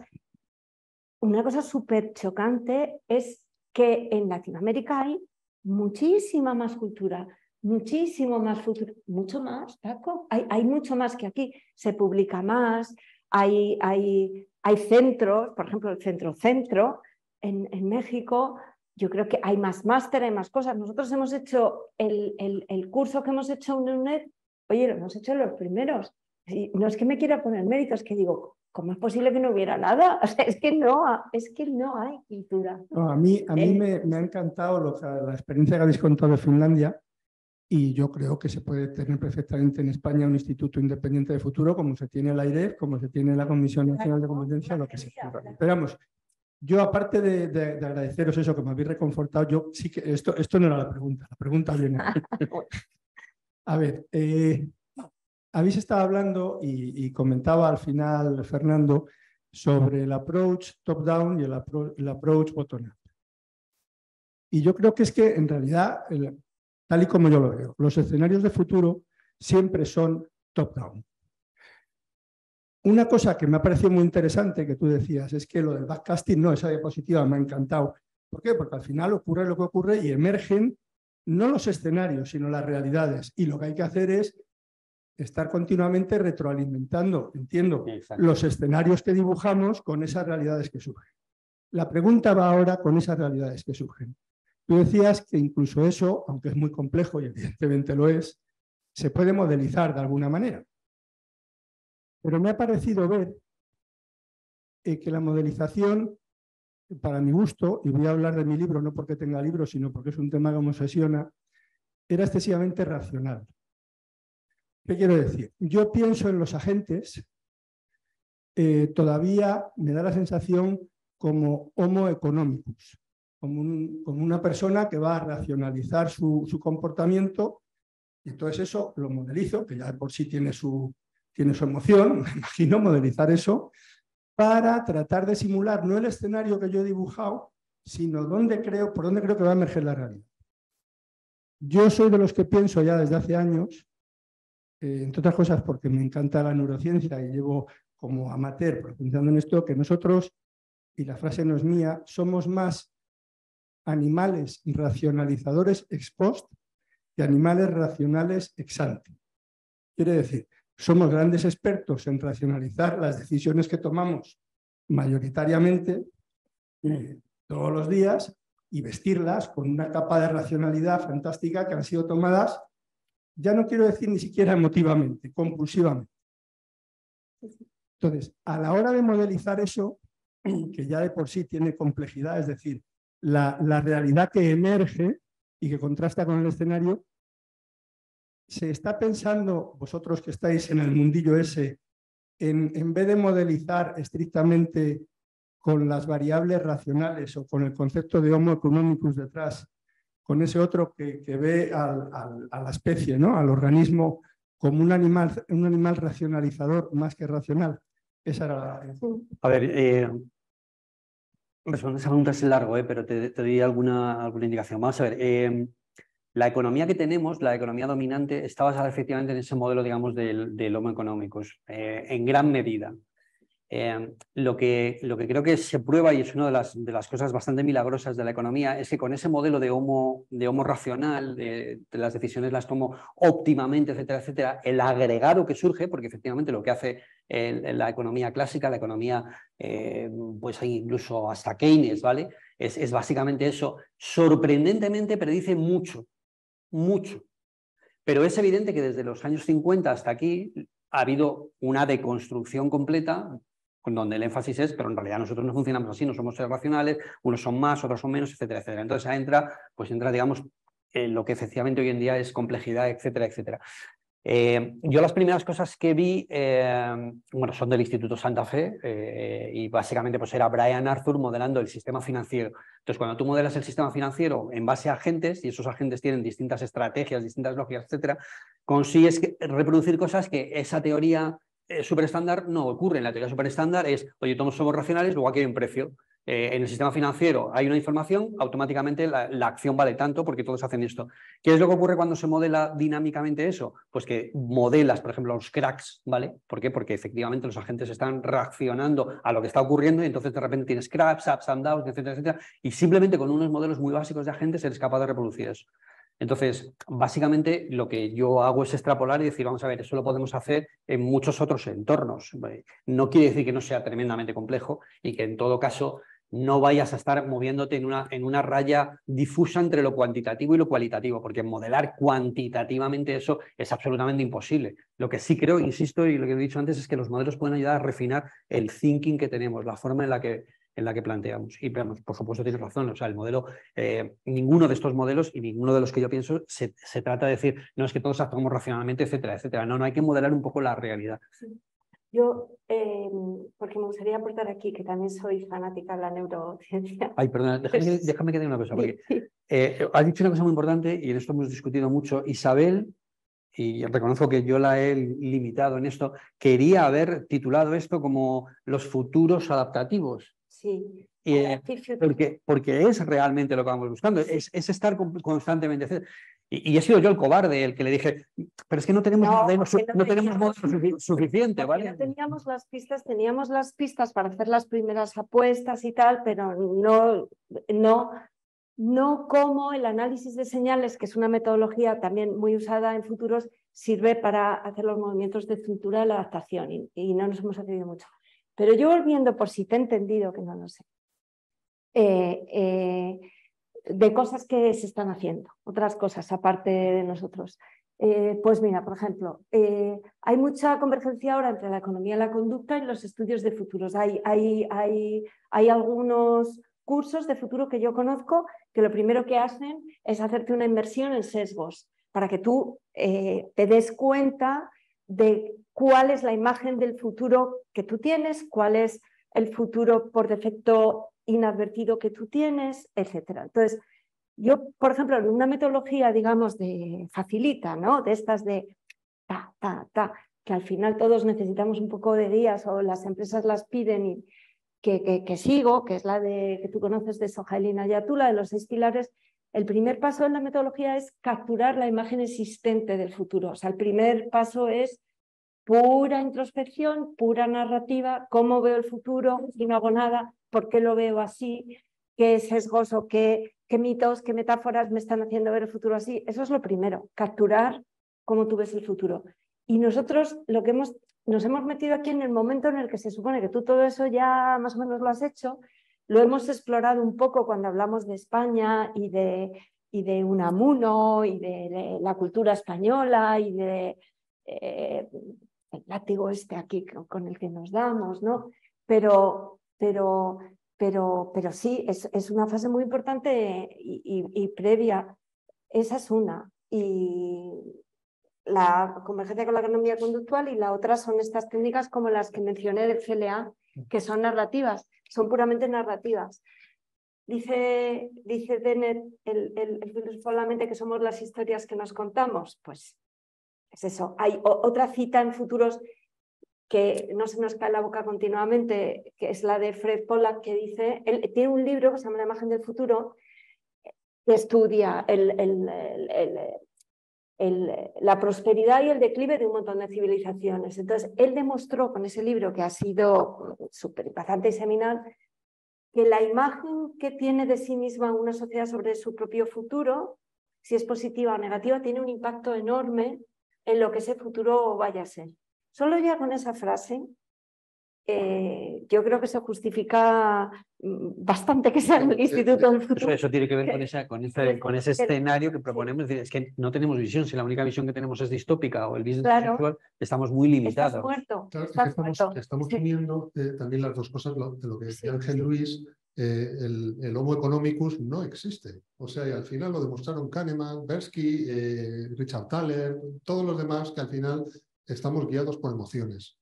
Aunque racionalicemos ex post de todo lo que estamos diciendo, estamos guiados por emociones, por sesgos, pero al mismo tiempo que eso ya es a nivel individual y cada uno tiene los suyos, y hay 200, y como dice el propio Kahneman, después de 50 años estudiándolos, yo sigo cayendo en ellos, pero gracias a que los he estudiado, por lo menos detecto que estoy cayendo. Pero luego a eso se añade lo de la cultura que estábamos hablando. Sí, y el hecho de que al agregar se generan regularidades. Claro. Emergencias. Sí, estas emergencias, efectivamente, claro. Y eso es lo que creo que estamos todavía muy lejos de entender. En economía sabemos mucho más, en algunos aspectos sabemos mucho más, pero por ejemplo en temas de cultura, etcétera, etcétera, sabemos nada. Y sin embargo, nada nos impide. Tanto como nada. Bueno, o sea, sabemos menos. quiero decir que tenemos, de hecho en el artículo mencionabais eso, lo de los 5 grandes, lo del tema de la apertura, que cada país es distinto, pero luego también hay un libro que a mí me encanta, que es el mapa de las culturas de Lynn Meyer, donde ves cómo cada cultura, es que son conceptos, las hay de alto contexto, de bajo contexto. Entonces, cuando te pones a analizar cómo en cada país se interpretan cristianas. Sí, pero incluso dentro de, o sea, hay grandes grupos, pero incluso dentro de cada una, es que te das cuenta que la manera de interpretar la realidad o de analizar unas cosas son distintas de cómo lo puedes analizar, porque simplemente culturalmente es distinto. Voy a acercar el micrófono, que veo que había una pregunta por aquí en la sala. Un momentito, porque si no te oyen. Bueno, primero me ha encantado venir y me ha encantado pues todo lo que, lo que me ha producido lo que me ha producido esta conferencia, que es precisamente por lo que me interesa venir a estas cosas. Un poco para que se me abra la mente, porque la mente la tenemos todas, pues como la tenemos, pero luego hay que abrir, ¿no? Y eso yo creo que es el problema, uno de los problemas que tenemos en general, el ser humano. Me encanta la condición humana, o sea, es mi pasión. Y esto pues me ha servido pues para preguntarme muchas cosas, muchas que tengo que reposar porque es complicado así de repente hacer. Solamente quería hacer una pregunta. Así como los economistas crean modelos y los ponen en práctica, y pues como la ciencia ensayo-error, si funciona, pues siguen, y si no funciona, supongo que se retirarán. Más o menos, teóricamente. Vale. Vosotros hacéis o tenéis esa idea de más o menos parecida a pues, lo que habéis estado hablando, de escenarios, tal, un poco eso, crear modelos que se puedan luego poner en práctica y que se pueda ver con el ensayo-error si funcionan o no, porque al final o no. A ver, vamos por partes. Vale, eso y otra cosa sobre la utopía. Y ya está, me callo.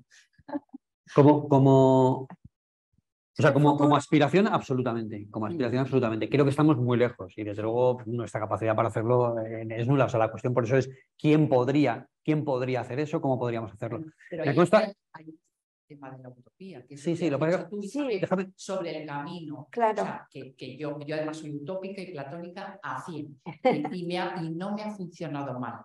Has comentado el tema que has comentado es que pone el dedo en la llaga. Yo creo que esto Fernando lo conoce bien, ¿no? Porque estuviste en aquella sesión que tuvimos de las ciudades charter, ¿no? Yo hay un tema que me he planteado y llevo mucho tiempo planteándome, que es el modelo que tenemos de innovación es un modelo caótico, es un modelo malo, porque es de desperdicio absoluto, es decir, es ensayo y error puro y duro. ¿Qué hace el venture capital? Coge muchos, todos van a fallar, pero el que salga me resuelve el problema. Tal. Eso es un modelo nefasto, pero es lo que tenemos. Bueno, a nivel social no tenemos ni eso. Tenemos simplemente cero ensayo. Entonces, ¿por qué no podemos hacer el ensayo siempre que sea igual que el otro? Voluntario, etcétera, etcétera y tal. Bueno, hay modelos para eso. Por ejemplo, uno que está encima de la mesa, que es de un premio Nobel, es de Paul Romer.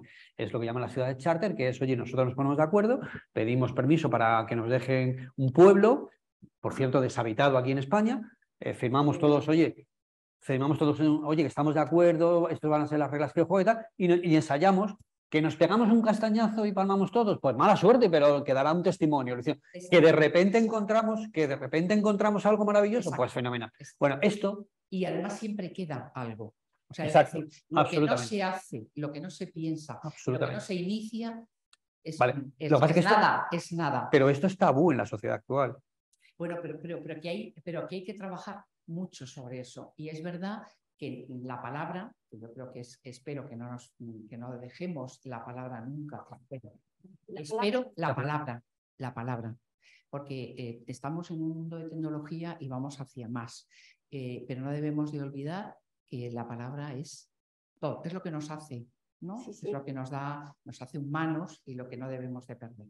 Sí. Es una reflexión. Bueno, que sigáis, por favor. Gracias. Claro.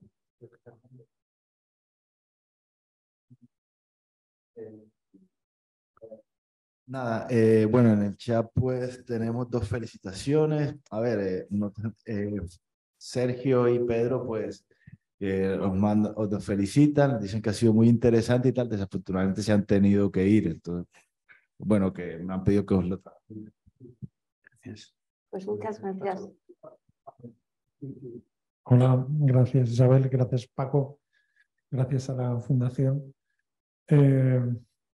Bueno, muy interesante, muchas preguntas me vienen a la cabeza. La primera, tenemos capacidad, está en nuestra mano, tenemos capacidad de agencia, porque a pesar de la inteligencia colectiva hay como macro movimientos, ¿no?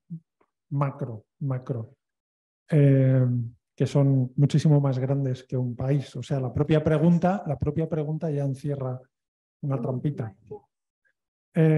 Porque tal vez ya ni siquiera pensando en la capacidad de agencia, tenemos las narrativas adecuadas y tenemos los compromisos adecuados, porque para mí es la pregunta, partiendo de la base de que el futuro no existe, porque no existe y nadie es capaz de decir lo que mañana va a suceder. La cuestión es, ¿tenemos la conciencia, la capacidad, somos capaces de asumir la responsabilidad de tomar las decisiones para mañana? Porque los estudios de futuro básicamente sirven exclusivamente para, ya no tanto para imaginar que sí, sino para empezar a tomar decisiones hoy. Claro. En lo que pueda suceder Claro. mañana, dentro de 10 años o dentro de 100 años, los que sean. Pero yo creo que no tenemos la conciencia de la capacidad que tenemos, ni tenemos la imaginación. Porque, tal y como mencionabas antes a Fred Pollack, la narración lo es todo. Y os pongo un ejemplo muy tonto y muy pequeño, ¿no? Basta una serie como Chernobyl, la miniserie de HBO, para que nos hagamos una idea de lo que allí sucedió, con independencia de la veracidad que haya en los datos. Pero esa serie hace más por construir nuestro imaginario sobre algo que cientos de informes científicos, que cientos de informes de todo tipo. Y la relevancia de los escenarios es esa, que sea capaz de enamorar, ¿no? Y de movilizar, ¿no? Y de que alguien se sienta reclamado de alguna forma. O sea, la pregunta es, ¿tenemos la imaginación y tenemos la narración que nos pueda movilizar? Y esa narración y esa imaginación que sean lo suficientemente diversas. Y cuando digo diversas no lo digo con ninguna connotación. Quiero decir que sean múltiples. Porque en realidad es cierto, es que el futuro no existe. No existe. Bueno, yo personalmente creo que no, que nos faltan muchísimo. O sea, que yo creo que estamos en un momento en el que no tenemos esas imágenes. Creo que nos está faltando una imagen. Eso es absolutamente, para mí, absolutamente claro. O por lo menos no somos capaces de... Entonces, No. el futuro no existe, por supuesto no existe, pero lo que sí existe es que tú y yo compartamos una cierta visión, porque claro, si yo tengo la mía, tú tienes la tuya y demás, pues efectivamente estamos mucho más disgregados que si tenemos una visión agregada. Y lo has descrito perfectamente, una simple película puede hacer que de repente miles o cientos de miles o millones de personas de repente tengamos un camino. Y respecto a lo otro, de todas maneras, hay un tema, pues si te daré el ejemplo hiperclásico. La agencia, ¿vale? Sí, ¿quién es el actor? No tenemos ni idea, está claro.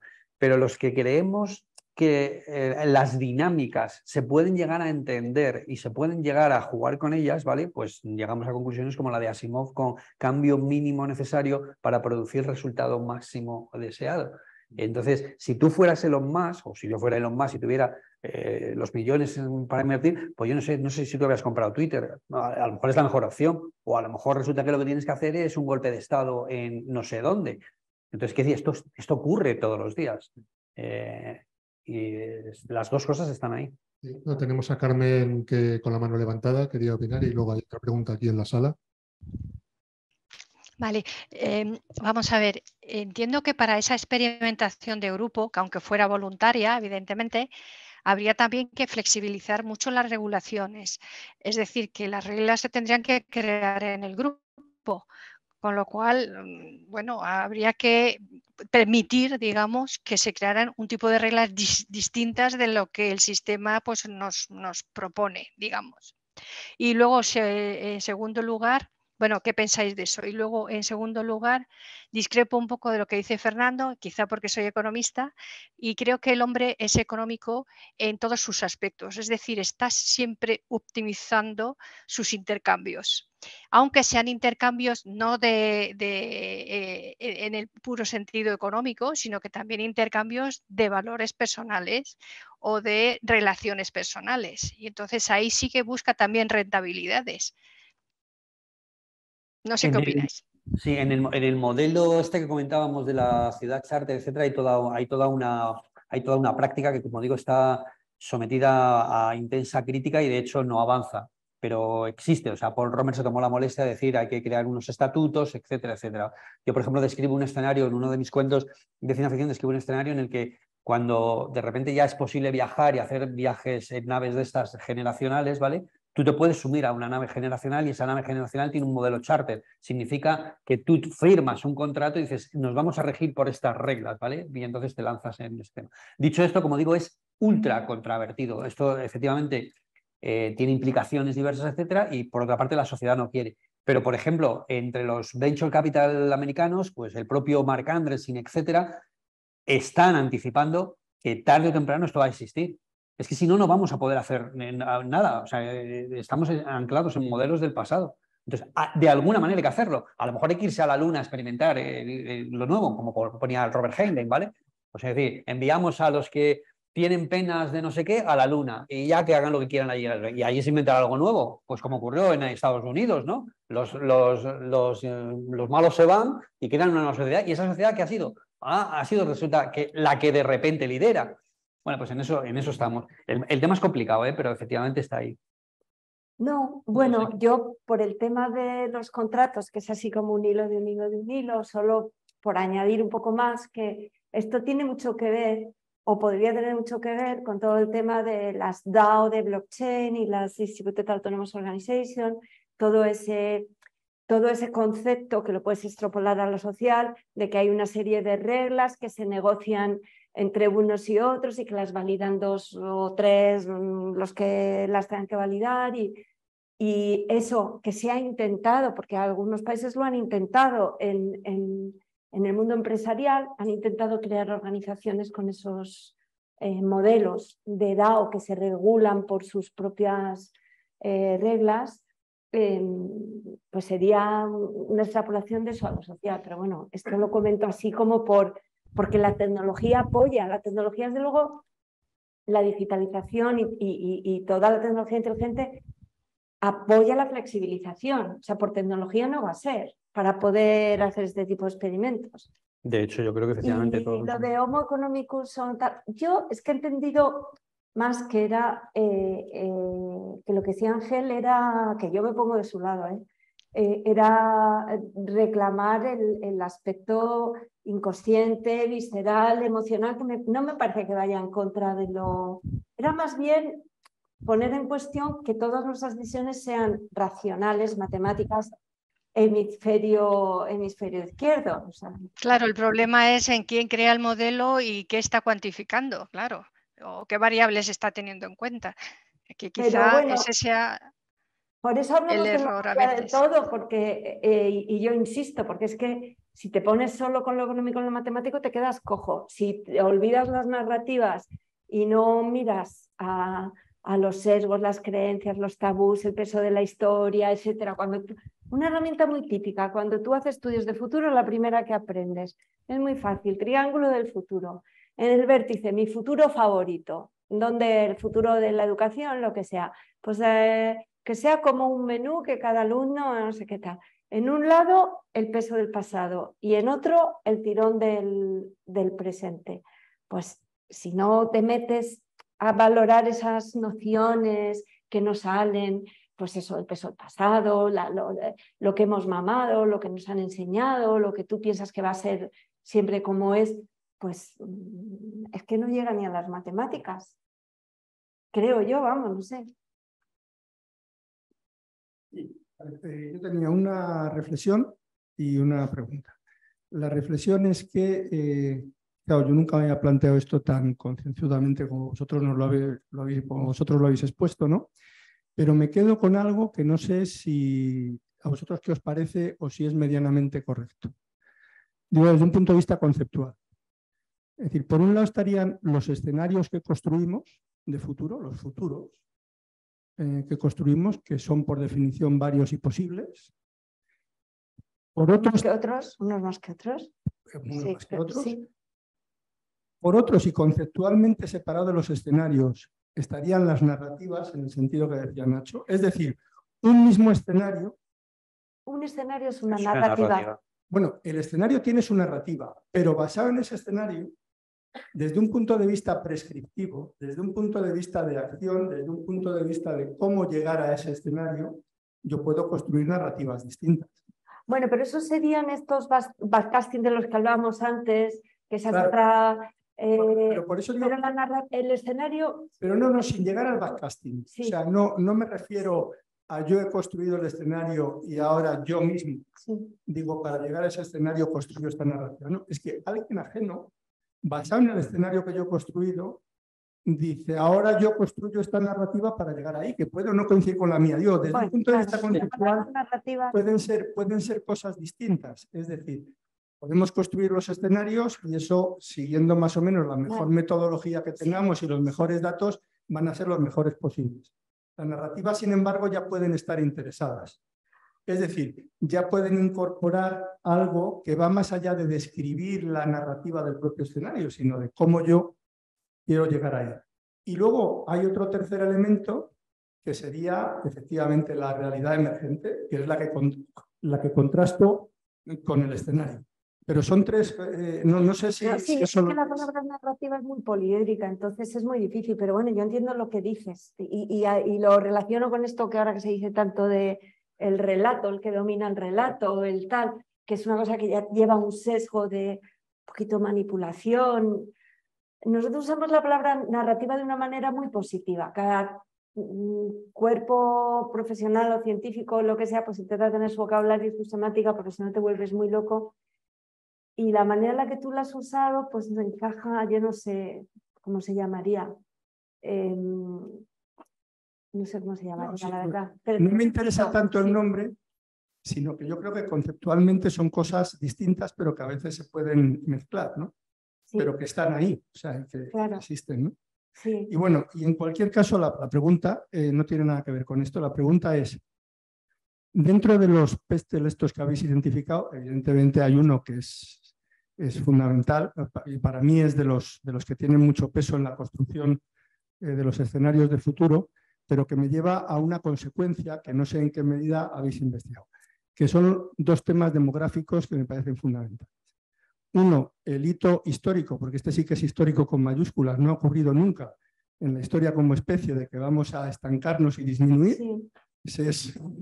Y a envejecer de una manera... Exacto, y el segundo dominante.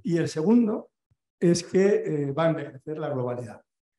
Algunos países, desgraciadamente, van a envejecer, van a hacer esa transición antes de ser ricos, otros, afortunadamente, la estamos haciendo ya siendo ricos, cual es un matiz importante. Pero esto me lleva a la consecuencia, que ya empieza a cocinarse por ahí, que es el decrecimiento. ¿Vale? Empieza a cocinarse que hasta en la Unión Europea, pues, con el eufemismo del Beyond Growth, pues hasta lo empiezan a hablar de ello, ¿no?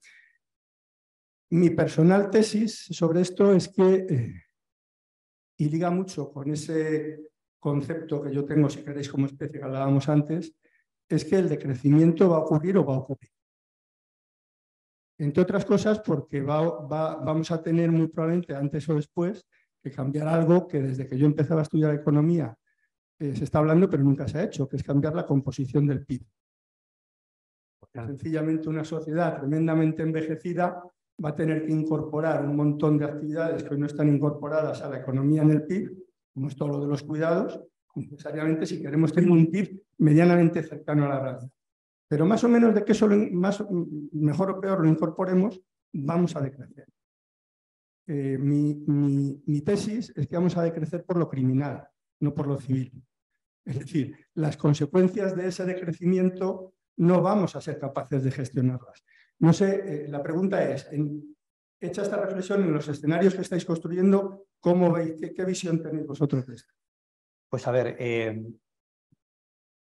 vamos a ver, este es un tema absolutamente peludo. Yo llevo años intentando entender efectivamente la plausibilidad de mantener escenarios razonables de crecimiento, etcétera, etcétera, o si efectivamente no queda más remedio que un decrecimiento. Entonces ocurren dos cosas. Primero, no hay acuerdo y gran parte del debate es por la distinta visión o apreciación de montones de factores que hay. Por ejemplo, en el tema energético es absolutamente claro. En el tema energético están desde los que una importante mayoría de personas que creen que efectivamente el petróleo no es sustituible por ninguna de las fuentes de energía actuales, ¿vale? La productividad que tiene el petróleo no entra y que por tanto, efectivamente, energéticamente no nos va a quedar más de medio que reducir, ¿vale? Esto es el primer punto. Pero luego hay otra trampa que has mencionado tú, que es en realidad ¿qué es crecimiento? ¿Vale? Porque yo, por ejemplo, cuando era muy jovencito y empecé a estudiar fuera de la caja, pues claro, la primera que te llevas a la sorpresa es que, oye, esto del PIB es fantástico. Pum, pum, pum, pum, pum. Oye, el PIB significa que de repente le pegamos 4 cañonazos a un petrolero y hacemos una marea negra. Limpiar la marea negra y todo eso sube el PIB. Bien, pues estamos creciendo, crecer es fácil, ¿vale? Y yo dije, espera, aquí efectivamente hay algo donde la economía está rota. Y esto es muy interesante, esto es interesantísimo, porque yo admiro profundamente a la mayor parte de los grandes economistas, pero entre la economía hay una resistencia contumaz, ¿vale?, a aceptar que hay factores que no se están metiendo en la ecuación. Y no lo entiendo. Dices, pero bueno, si son premios Nobel. No lo entiendo. ¿Vale? Es así. Entonces, cuando juntas los dos factores, no nos ponemos de acuerdo en algunas cosas porque, honestamente, son difíciles, no las entendemos, etcétera, etcétera, y encima nos negamos a lo otro, pues tenemos un conundrum de 3 pares de narices. Yo soy optimista en el largo plazo. Creo que, bueno, primero creo 2 cosas. Que los que van a quedar, lo que haya lo van a ver positivo, que es parte de mi weird, ¿vale? Esto es así. Porque no, pero es que eso es así. Es decir, yo, por ejemplo, un pequeño ejercicio que tengo es, si tú te traes a un neandertal a este mundo, ¿qué diría? ¿Que esto es una distopía o que es una utopía? ¿Vale? Entonces yo me llevo al neandertal, lo subo a la 40 planta del hotel en New York, toda la calle rodeada de gente, la basura por no sé dónde, y el neandertal que dice, por favor, madre mía, devuélveme a la cueva, ¿vale?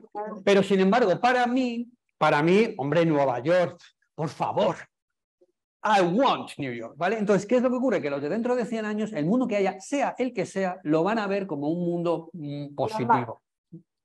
Normal. Es que, hombre, que sería una cosa también. Os iba a decir, a ver, no sé si hay más preguntas por el chat, desde luego no hay. Por cerrar, os iba, y al hilo de lo que estaba comentando Ángel Luis, es que hay un factor que no se ha mencionado en ningún momento y es evaluar moralmente los escenarios de futuro. ¿Son buenos o son malos? Porque eso ya es otra, ya entraríamos a hablar.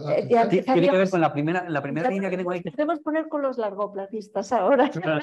La primera línea, es que claro, al final ahí hay también mucha narrativa. Esa primera línea que pone progreso, el progreso es una cosa en la que no nos hemos puesto de acuerdo, pero es que ni nos hemos puesto a reflexionar en qué es el progreso. Claro, es que cuando Ángel Luis mencionaba antes lo del tema de las narrativas, también yo estaba pensando en eso.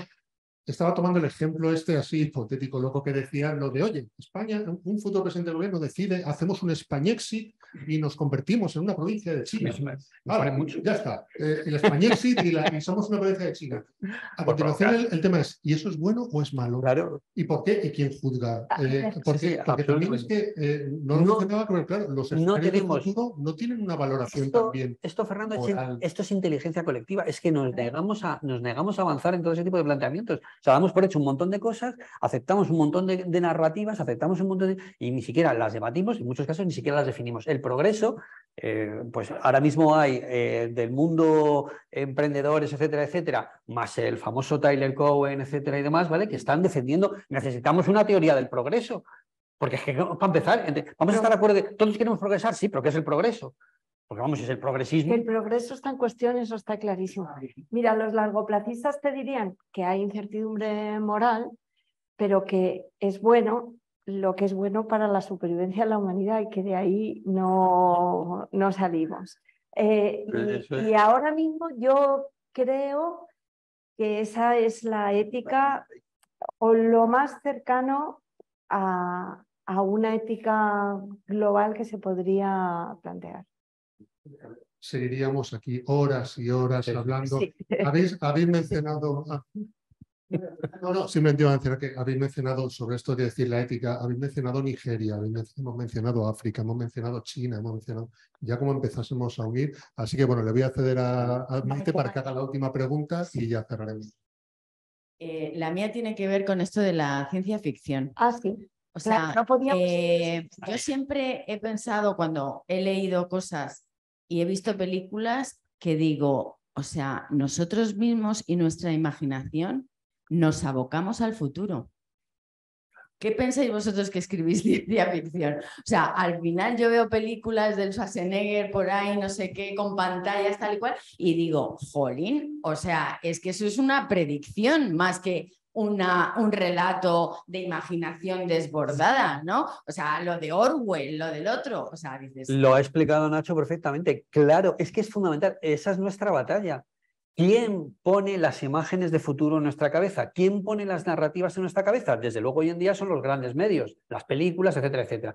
Esas películas han contribuido mucho a ese escenario distópico. Y llega un momento en que dices, que tiene que ver con esto de hacerse viejo, llega un momento que dices, vamos a ver, vale, podemos ser muy malos, tenemos falta de imaginación, pero llega un momento que dices, oye, ¿sabes qué? Que lo que me estás contando es que, lo que me estás diciendo con esa distopía es que cualquier futuro va a ser peor. Y me estás intentando convencer de que estoy en el mejor de los mundos. No. No. Quiero nuevas narrativas. Sí. Y por eso... No, oye, pues vamos a dar... Y por eso escribimos ciencia... ¿no? Por eso al menos yo escribo ciencia Por ficción. eso escribimos. Yo solo te voy a decir una cosa. Te voy a decir por qué escribo ciencia ficción. Luego, ¿por qué empecé a escribirla y luego por qué la escribo? Yo empecé a escribir ciencia ficción porque, como sabes, trabajaba en una multinacional americana. Entonces, llegó un momento en el que, como un amigo de Telefónica que llevamos al primer evento que hicimos de Tecnofuturos dijo, había tanta ciencia ficción en el Excel que yo ya me estaba volviendo loca. Entonces, en un momento dado dije, vamos a ver, yo tengo que poner aquí una línea entre aquello que yo solo puedo tratar con mi imaginación en el terreno de la ficción, de la narrativa, del limitada, y saber que estoy ahí, y luego todo esto que me dicen que yo cuente y qué tal, y qué cosas, es que no, ¿sabes? Entonces, yo lo hice para sobrevivir. Pero una vez llegado al punto en el que tal, desde luego, lo que está clarísimo es que la ciencia ficción no solo es que nos sirva para prototipar y cosas de una manera muy barata y tal, es que determina la imagen del futuro que tenemos, determina nuestra mente, determina el curso de la ciencia, determina el futuro. Por eso es un elemento, por eso nuestro curso, ese, se llama Estudios de Futuro, Ciencia, Filosofía y Ficción. Yo quiero insistir, efectivamente, o sea, yo creo que tenemos los dos problemas, pero el de falta de imaginación es muy importante. Yo, por ejemplo, estoy indagando bastante, supongo que todos conocéis el tema de la singularidad y todo el debate que hay en torno a la singularidad, etcétera, etcétera. Y llegado un momento también me hice la pregunta y me dije, ¿pero por qué este debate de la singularidad? Vale, por una parte es lógico, la aceleración, etcétera, etcétera. Pero por otra parte la singularidad es una excusa para decir, no voy a pensar más allá de 20 años, la singularidad está a 20 años, no voy a imaginarme nada más, porque no tengo imaginación. Entonces yo creo que nos está faltando muchísimo. Sí, la imaginación la deberíamos poner en encontrar una nueva fuente de energía, por ejemplo. ¿No? Sí. No debería que funcionase, ¿no? Para que ya... ¿Qué? Y un nuevo sistema para mejorar la democracia. Pero ahí sí que hay recorrido, ahí hay mucha escritura y tal. Lo que pasa que ese es de los de remangarse el otro. Estamos dominados ahora mismo por un relato, como tú decías antes, por una narrativa muy estrecha. Muy estrecha, muy tonta. Y no sea que todavía no se ha descubierto nada de nuestra mente y nos queda mucho recorrido en esto. Pues claro, probablemente también. Sí. No es para todo aquí. Pues sí. Yo es que me pregunto. Sí, por supuesto. Sí, me voy a poner un poco ludita, ¿vale? Y escuchando, me venía a la cabeza esta cita de Edward O. Wilson, que viene a decir algo así como: el problema de la humanidad es que tenemos emociones del Paleolítico, instituciones medievales y tecnología de dioses. Y probablemente para sobrevivir lo que necesitamos es entender que no somos capaces de gestionar esa tecnología. Y dentro de la tecnología estoy incluso pensando en los estudios de futuro. O sea, como capacidad. No se nos puede dar esa capacidad. Igual que no se nos puede dar la capacidad de conectarte a través de Internet a otra persona a 10.000 kilómetros, entrar a una clase de literatura comparada en Yale, porque no lo sabemos gestionar. Ah, que Pero- no se nos puede dar, dice. No se nos puede dar porque no lo sabemos gestionar. ¿Quién nos va a dar? Y porque ha provocado... Dios del futuro. No, porque ha provocado una aceleración que no somos capaces de gestionar como personas. Yo, pues fíjate, yo Estoy pensando en un escenario. Pero- O pienso sea, que esto... más estudios de futuro hubieran evitado la pantomima absoluta en la que vivimos ahora. Bueno, yo es que no quiero, Ya. hasta que no sé decir.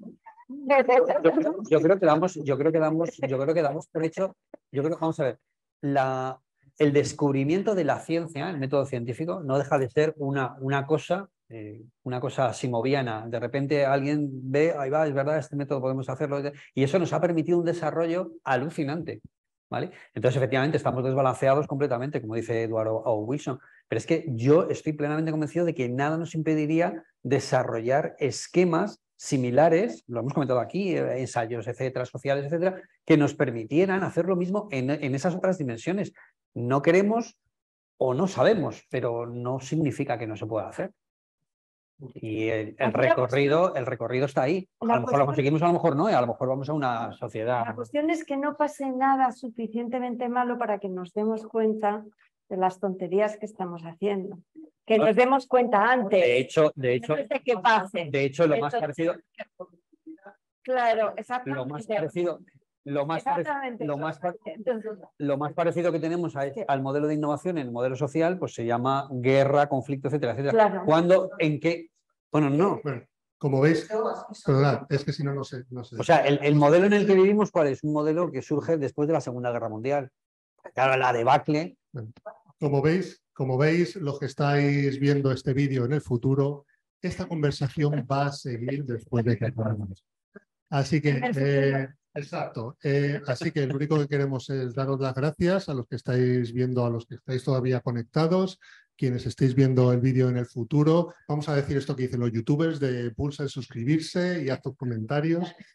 Dale a like y todas estas cosas. No, realmente nos gustaría conocer vuestra opinión sobre esta nueva modalidad de encuentro con autores que ya veis que da muchísimo juego. Y bueno, y por cerrar, pues yo diría, y al hilo de lo que estábamos comentando antes, el proverbio, vamos, o la frase de Lao Tse, de Qian Li Qi Xing, Xi Yu Tzu Xia. Un camino de 1000 millas comienza con un primer paso. Entonces, tenemos el futuro y lo único que tenemos es dar el primer paso. Y vamos con ello.